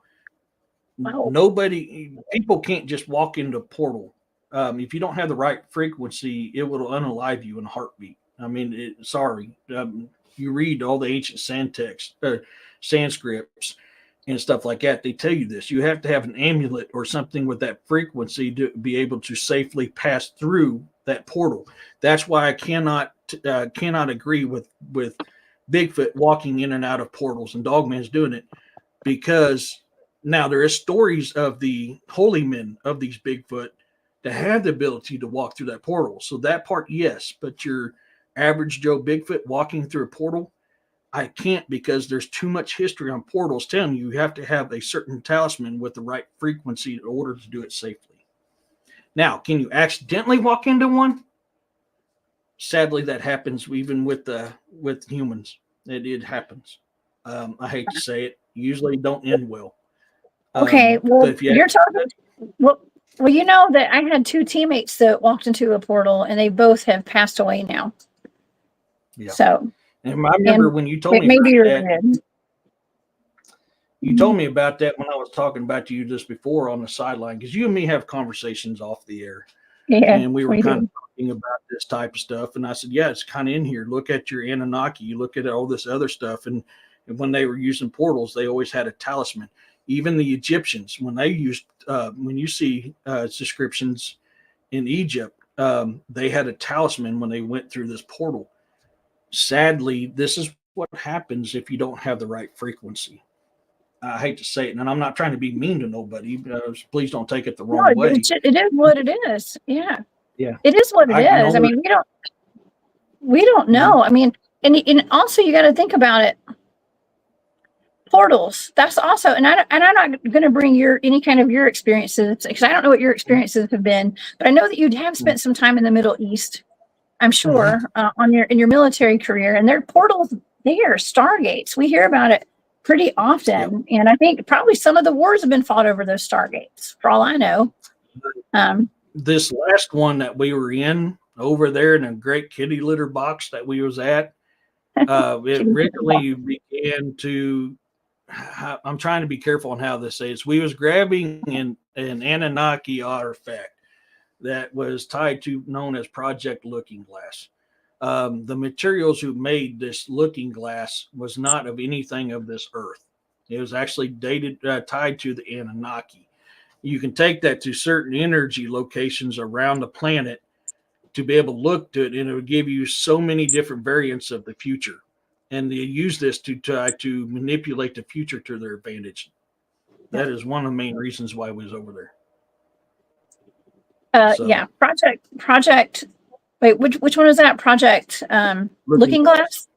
Okay, I have actually had people on the show that we've talked about Project Looking Glass with. There's an Andrew Basiago claim to it, and there are other people. I've had other people on the show that had claimed to be part of those programs, who were sent back in time as children. They used little boys mostly to time travel. That's part of the Montauk Project. Okay, part of the Montauk Project too. A bunch of different projects, secret programs and things, where they would send little boys back in time, and they would. If people don't know that our timelines are being manipulated or have been manipulated and will continue to be manipulated, at what cost to humanity, I don't know. It's time for everybody to wake up. Okay, because I do believe these things are real, and this has happened. Oh yeah. I actually got in trouble when I had top secret clearance. I got in trouble for looking into that. And I was told that was above my pay grade, which means a lot of people don't realize there's levels above top secret. Okay. Top secret is the one we know about. And I was the same way growing up when I had top secret clearance as a Yankee White. Yankee White is the Marines you see guarding the president. You have to have top secret clearance in order to be a Yankee White. So when I got to looking into stuff, and I seen this, I was intrigued by it. I got shut down pretty quick and told that was outside my pay grade. Yeah. Don't be asking no questions. It's above your pay grade. Probably for good reason. Yeah. That is a polite way for them to say that I am well above my clearance. Yeah. A lot. So be talking to portals. So I seen someone ask a question in here, and I'm sorry I didn't get to it. What's the difference between portals and stargates? Stargates are a portal. There's different kinds of portals out there. Now the Stargate you have to have a certain key which locks into it, which causes the frequency that you can able to pass through. I made a connection. I connected a dots on something, and this goes back to the book of Enoch. When Enoch was in heaven talking to God, when he was taken upon the ship and took above the earth, he went and sang God. And when he was talking to God, there was 12 portals, and from these 12 portals came 12 translucent angels, which I was like, wait, there's 12 portals that Enoch's talking about. We know of the 12 portals that's known as very similar to the Bermuda Triangle, 12 and 12. We know from ancient Sumerian and ancient Anunnaki that the Anunnaki used these portals to transport all over the world. They talk about the 12 portals, 12, 12, and 12. There's a huge significance between the 12 portals and the 12 this. Now, a lot of people don't realize your Old Testament is tied to ancient Sumeria, because this is where the Jews came from. They came from Sumeria. So if you study the ancient Anunnaki in the old Sanskrits and ancient Sumeria, it's very similar to the Old Testament, because that's where it came from. If you study this stuff, it's like I've said many times, if you study all the ancient religions, they're all very, very similar. They all have the same story. They all have the same creation. They all talk about the flood. The Great Flood is talked about in ancient Sumerian. It's talked about. They talk about Noah. They talk about the ark. Everything is in ancient Sumerian. Ancient Sumerian is at least 2,600 years older than the Bible. All that's there. Oh my gosh, yes. This is deep. That's right, Chrisman. This is deep. We've gone deep tonight. Like, if you talk about rabbit holes and stuff, I mean, this is like real life for us. Okay, it's not like just a rabbit hole. We say rabbit holes for the normies. Okay, this ain't no rabbit holes. This is real life, right? Yeah, this is my passion. This is stuff I love. I love history. Yeah. I absolutely love history. You know, I talked about this on William's show today. If you actually study old history, we used to be able to levitate and we used to be able to fly around. Something happened in our time frame where that part of our brain was shut down and we no longer could do it. You know, it's talked about in the Asian cultures. It's talked about in ancient Sumeria. It's talked about in all this stuff. We was able to levitate. We was able to use vibrations to move things, to move ourselves. It's your chi. Using in Asian cultures, it's your chi. Using your chi to put out power blast, using your chi to move things, using your chi to heal yourself, using your chi to levitate. It's all part of that. Okay, so I was watching the show. Okay, I try to catch all y'all shows. Okay, and I was watching that today, and you're talking about levitating. Well, I've actually watched an object levitate. I woke up one night and I had a vase that had a flower in it, and it looks like a bong. I'm not gonna lie, it does. It wasn't. It was a vase with a flower. It had a flower in it. I swear. It was a vase. I would not have something like that on my bedside table. Okay, it was a vase with a flower in it. It had water in it, and but it was blown glass. One of my girlfriends gave it to me for my birthday. Okay, it was nice, and I woke up and this thing was like scooting across my table, and I thought, like, you know, my brain immediately inserted my cat in the picture, even though my cat wasn't there. And so I'm looking at it, and I thought that my cat was like pulling it towards him, and like was up on its hind legs and like had its hands on the table and was like trying to pull the vase towards it to like knock it off my table. And so I screamed. I said, "Mayu, stop it!" And right as I screamed, I said, "Mayu, stop it!"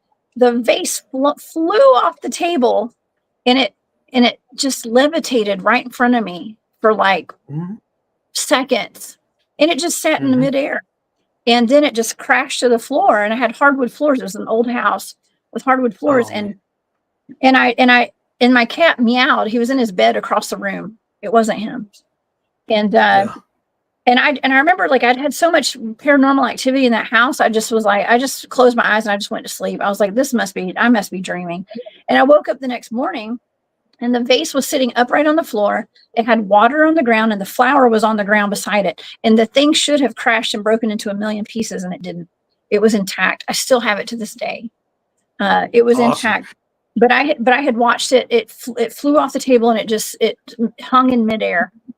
and then it crashed. So I don't know if that was I'd me. say It that was, it probably. was a haunted house, but it could have been my energy too. You know what I mean? It So could be paranormal deals a lot with levitation. There's a lot of stuff that yeah, levitates when you're doing paranormal activity, especially when it deals with poltergeist. The more so dealing with poltergeist is where you're going to get a lot of levitation, a lot of violent activities. Poltergeist. When I did a show on poltergeist, I showed videos of poltergeist hauntings. I also showed a show on a gin haunted house, because if you actually look at gin hauntings, they're very similar to what poltergeist hauntings is that we know about. The activity is very, very similar. In fact, I made a short video and put that on my Instagram and Rumble today as well. But they're going to be more so involved with poltergeist, but your regular paranormal activity can also have levitation. Now, when I was younger, I actually made something levitate once. I mean, I was little. So I mean, back then, my brain, I just thought this was cool, and I've not been able to do it since. Is that because we've been brainwashed so bad that we've lost that ability? I think so. And then William kind of touched on that as well. I also, when I was little, on the old school desk, you remember the ones that used to all one piece, and you'd flip up the top, and you have your papers there, and you'd have the little basket under your seat for your books. I actually had a pencil that I wasn't touching. I was making that thing rocking back and forth on my desk when I was little. I used to do that a lot, and now I can't do it no more. I don't know. It's because I've mentally somehow blocked that through all the brainwashing stuff that happened throughout my life. Very well could be. That's kind of what I'm leaning at. And I've been constantly trying to do that again. I've been able to push stuff using my chi when I was younger. I mean, like I said, talking that pencil, some other stuff. When you're younger, you don't have that blockage in your brain, which allows you to be able to do stuff like that if you put your mind to it. It was just me being bored. I was always bored in school. I'm dyslexic. I can't learn from somebody telling it to me or me trying to read it. I have to go out and experience it. In order for me to learn from speech or reading, I have to do it multiple times in order for me to get it. Yes, there is a type of jinn that is similar to the genie of the bottle. Um, but there's many different kinds of jinn. Jinn have been on this planet longer than all humans. Jinn are very similar to what we call angels, but jinns are very evil. They're known to help people, but they can also trick people, even if they're helpful. A lot of them are very violent. Jinns ain't something to mess with. Jinns will jack your world up. They are not something to befriend. Jinn are okay. also known to marry humans. I've heard that. I've heard that before. Kira has a very interesting comment, and I meant to address this, and Ooh. my ADD got the best of me, and I clicked on another comment. She said, I watched a kid levitate when using a Ouija board. One of the many crazy things I saw with that thing, won't touch it. That's terrifying. That's really Ouija scary. That's why board. we don't mess with Ouija boards. No, Right? Ouija boards. I had one very negative experience with the Ouija board, and I won't have one in my home. I won't. Me I've neither. literally seen people trying to destroy it and throw them things out, and they reappear back in the home. I've seen them burnt. I've seen them chopped up. I've seen them buried. I've seen them thrown out, and the next morning it's back in the home. Them things are pure freaking evil. No, but Oh my I God. agree with you. Meditation. Yeah, Yeah, just no. don't listen. The worst gift you can give somebody's kid would be a Ouija board. Okay, like we ain't bringing Ouija boards in the house. Can you imagine? Can you imagine going to a kid's Yeah, birthday party and taking a Ouija board or something? That'd be horrible. That'd be horrible. yeah, I would. I mean, that's an immediate no. Okay, we yeah, open it up. No, you can have it back. We're not taking that to the house. I had one yeah. experience with a Ouija board, and it was so terrifying. When I was around 14 or 15 years old, I was at my friend's house, and she had one at her house, and we were like, well, we decided to get it out and ask some questions. And of course, a 14-year-old is going to be like, are you evil? Or are you a Mhm. demon or something? We asked the wrong question. And it just shot up to yes. And we screamed and we threw the board across the room and we ran outside and we sat on her parents' car until her parents came home. Like it was like her mom's car, and we waited for her dad to get home. It was horrible. We wouldn't go back in her house after that. Yeah. Oh yeah. So that I've maybe what's wrong with in, me today. Maybe that opened me up to some stuff. I hope not. But if you don't close it properly, they'll continue to haunt you. The one experience I had, even though I wasn't touching the board, it still latched onto me. I don't know. My theory is because of my high energy and the fact that I'm very in touch with my gift of discernment. That's why it attached itself to me. But I had for many years, a lot of weird shit happen after messing with a Ouija board. I'll never do it. I'll never do it. No, there ain't nothing good about it. Hey, John. I think it's like Hasbro. I mean, it's just a common board game company straight up puts out Ouija boards for kids where you can go like summon demons. And what is the age of like 5 and up or something? Yeah, if I want to talk to a spirit, I've got other devices I can use to talk to that. I ain't messing with that damn Ouija board.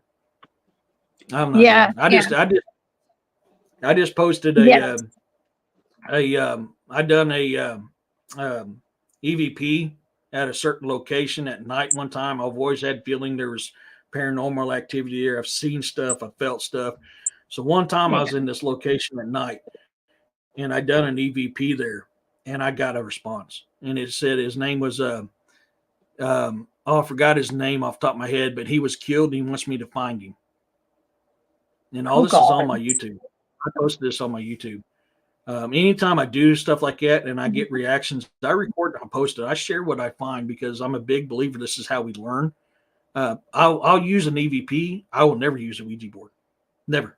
Yeah. Nope. No, I won't either. I did that one time we were kids and I never ever touched one again. I never wanted another one. I didn't want to be anywhere near them. I had that experience and I knew there was something very wrong with that. Very wrong with it. But yeah, that's right. This chat is going really fast. I mean, we still have a bunch of people in here tonight. You guys have stuck with us for almost 3 hours. What? This is crazy. I think it was Steve, or I think it might have been Steve. He said he wanted a 3-hour tour with the show tonight. We were talking about Gilligan's Island. You got it. I get a kick out of what Walking Lightly said. You know, the quote, Yoda, I'm a Star Wars nerd. I'm a straight up Star Wars nerd. Yoda is my absolute favorite Jedi. The Force is strong with this one. Mine, Force value. You know, I did leave a comment in your chat earlier today. I said, always be yourself unless you can be a Jedi. Then be a Jedi. Exactly. Hell yes. I actually have the Jedi book. Now, this is how big of a Jedi nerd I am. I literally have the Jedi book that they used when they were Padawans. Yeah, I love that stuff. I've read it. It's a good book. If you want a good read, the Jedi book is a good read. And I don't read very good, and I hate reading. And I can tell you, I had a hard time putting that book down. You hate reading, but you're an author and you write books. It's because of my dyslexia. It's very hard for me to read, and I make that mistake when I'm talking to my members in chat. I accidentally misread what they say sometimes, and I have to apologize. And that's just my dyslexia. I read things differently. I know what it says in my brain, but getting it from my brain out my mouth is very hard. I totally get it. Oh my gosh. Well, hey, that's actually a pretty good bridge into talking about your books and stuff. I know it's 3 hours. I'm not going to keep everybody here all night, y'all. It's 3 hours. This might be one of the longest shows that I've done, actually. 3 hours. I think it is. Tell everybody about your books, Eric. Let's talk about your books and let's talk about your YouTube channel and your Rumble channel and stuff. And we'll kind of wrap it up tonight. This has been so fun. Oh, yeah, I've had a blast. So I write different genres. I write historical fiction, cryptid horrors. Anything I write, you can actually look up that time, look up that place, look up them people. It's in there. The continents, the places, the people I talk about in there that's not my main characters. All of it's based on historical fiction. Even my sci-fi is got, I go to NASA, I look up a planet that I want to talk about in my book. And I give you NASA's code for that planet. Then I tell you, and I put in their description what NASA tells you this planet is. I put all this stuff in my books. And then I write historical fictions. I have 2 historical fictions out right now. I've got The Dolphs, The Land Beyond, which is the first of my Mountain Man series. And I just now published Viking Age, Secrets of Mercia, which takes place in 892 during the Viking Age of England. I have my first book I put out, which I have 2 books, is Saga Grimson, Book 1, The Beginning, which is a bunch of short stories kind of getting used to who Grimson is. I also have Saga Grimson Book 2, Black Death, that takes place on the theory of the dark druids causing the Black Death upon the earth. I have a prequel to that, to the Saga Grimsons, which is called The Vangerian Guard. Book 1's A House of Battle, which takes place during World War II and the German werewolves. My sci-fi is the Inharjar Book 1, Emergence. That's my first of my sci-fi series. It's a futuristic Viking style. They fight they fight reptilians, and they fight rock people that's trying to that hunts life forms for meat and to mine planets. So I take a lot of encounters and a lot of stories I hear or I've been told, and I put them in my books as well. I have started 2 new books that's outside of the genres I usually write. The first one calls Death Haunts the Night, and that is a murder mystery. I've always loved murder mysteries. I've never written a murder mystery. And I can tell you guys, I don't even know who the killer is in this book. I don't even, I'm writing a book and I don't even know who it is. I just started another book that seems to be a really big hit. I put chapter 1 and chapter 2 out on YouTube. It's called Beast of the Ozarks, Book 1, First Kill. And I'll be telling you now, I wrote this book the very same way that I'm working on my murder mystery. I don't know what the creature is. You guys will find out the same way that I find out. I don't know. I'm having fun writing this style, so that's why I started it. I have 6 books published right now and out on Kindle. 4 of the 6 is available on audio. The other 2 are in the process of being produced right now. So that's what I got going. I haven't had a chance to write. I've been busy as heck. But on YouTube and Instagram, I can't remember if it's on Instagram, but in Rumble, you can find me at the Bizarre and the Unknown. If you see that logo, you found me. Mainly on YouTube, I talk anything cryptid, paranormal, supernatural, historical. Rumble is what I have a show called The Current Events. I did do one today. I was kind of testing it out because I haven't been on Rumble in a while, and I was trying to get it set up to help William to be able to transfer over to Rumble.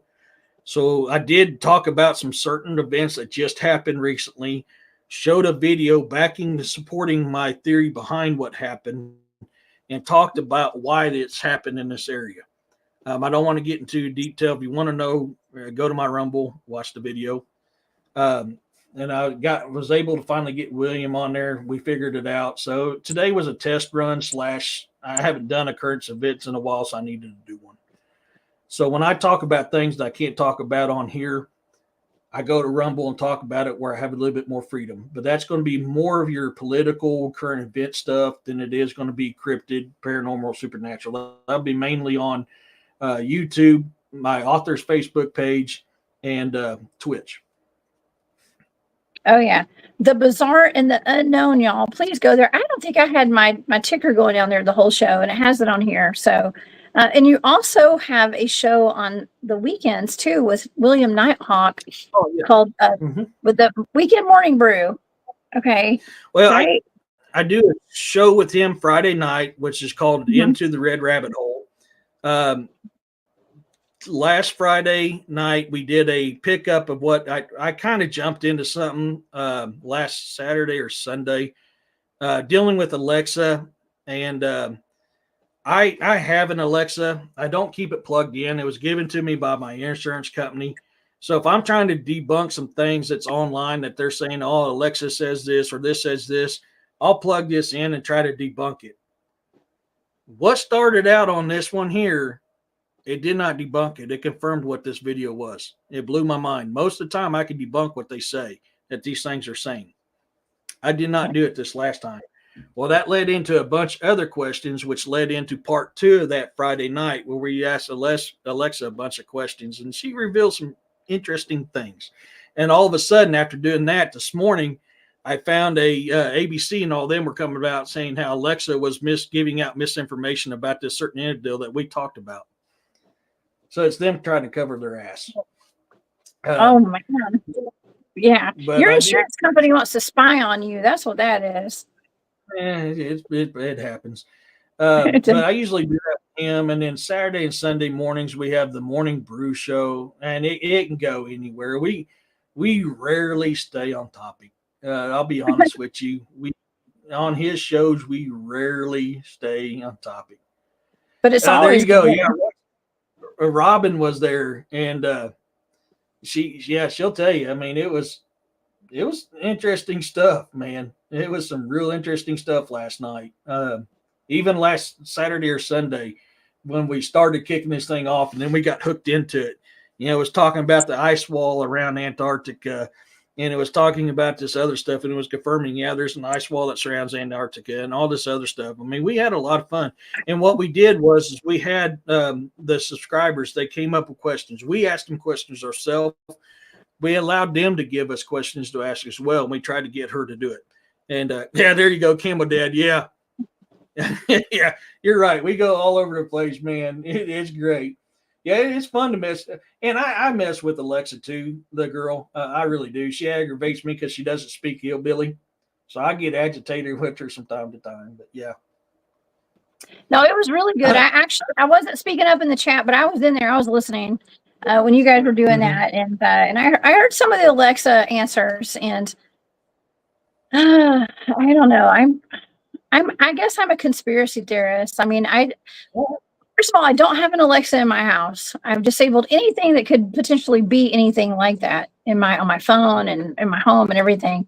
But not to say we're just being spied on and stuff, in my opinion. We are. All that. Well, sadly, even a lot of people will tell you, I don't have Alexa because of this. And you know what, folks? This thing right here, this thing that we're talking on does the very same thing.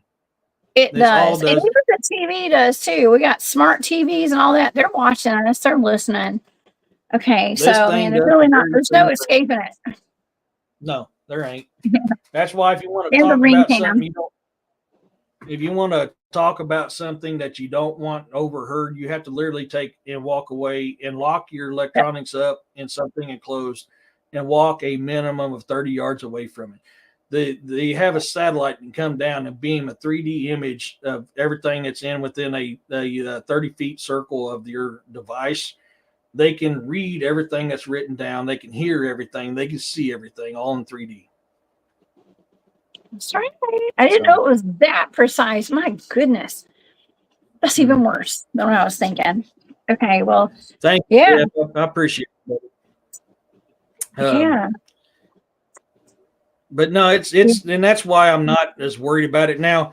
Like I said, I do keep her unplugged when I'm not using her because she's probably more accessible to listening to most of the other devices. But truth be told, y'all, everything you got, they're listening to you, no matter what it is. You can turn Siri off, you can have Siri on, you can do all that stuff. They're still listening to you. It don't matter.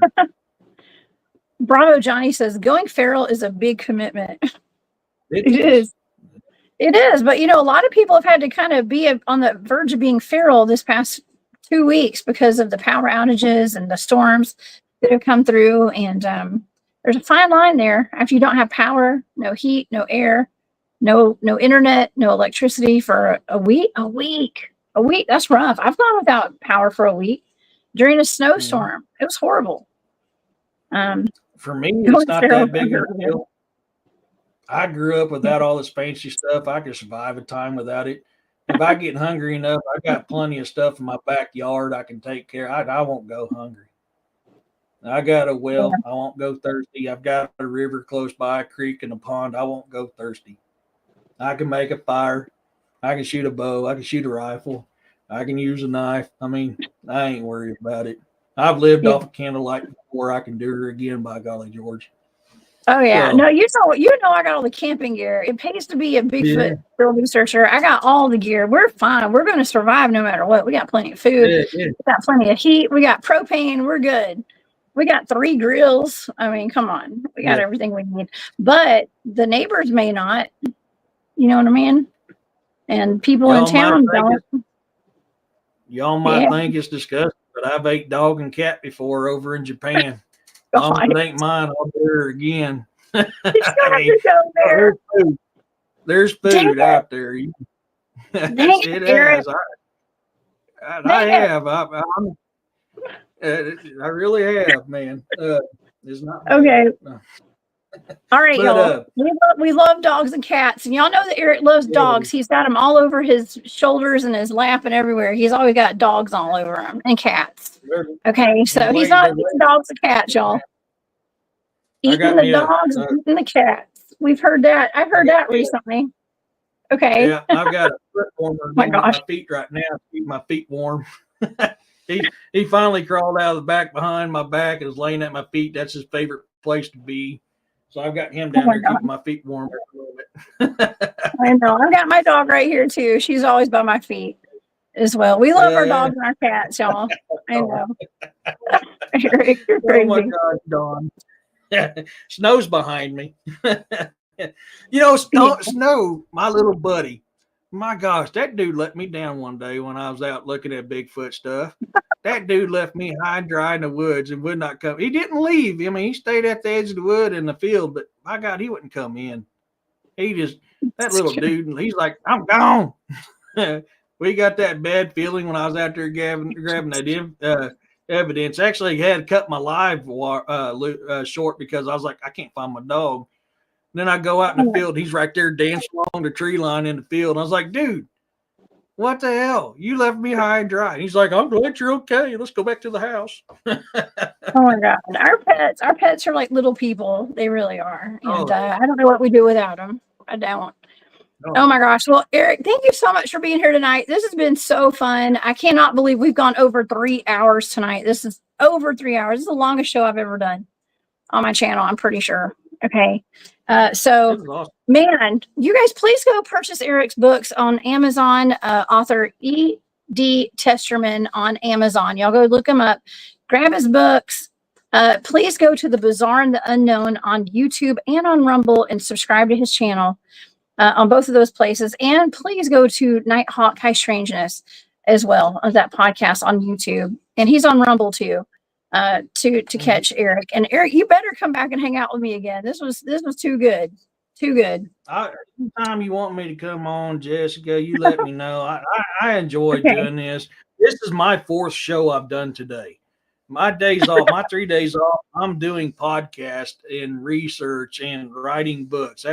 That's my time off, So I work 10-hour days, 4 days a week, Monday through Thursday, Friday, Saturday, and Sunday. I'm doing shows, research, or something else. So it don't bother. This is literally my 4th show today. Oh my gosh. Well, thank you for being here. And I know the audience loved it. We maintain a high viewer count tonight, and everybody's really interested in this. I am just tickled pink that we got to talk about all the stuff that we talked about tonight. And we just had a great turnout. And the chat was off the chain tonight. It always is amazing. And thanks to all of my moderators. You too, Cryptid. You've been in here. They've all been working their butts off tonight, putting all your links in there throughout the entire show. And I want to thank everybody. Yeah.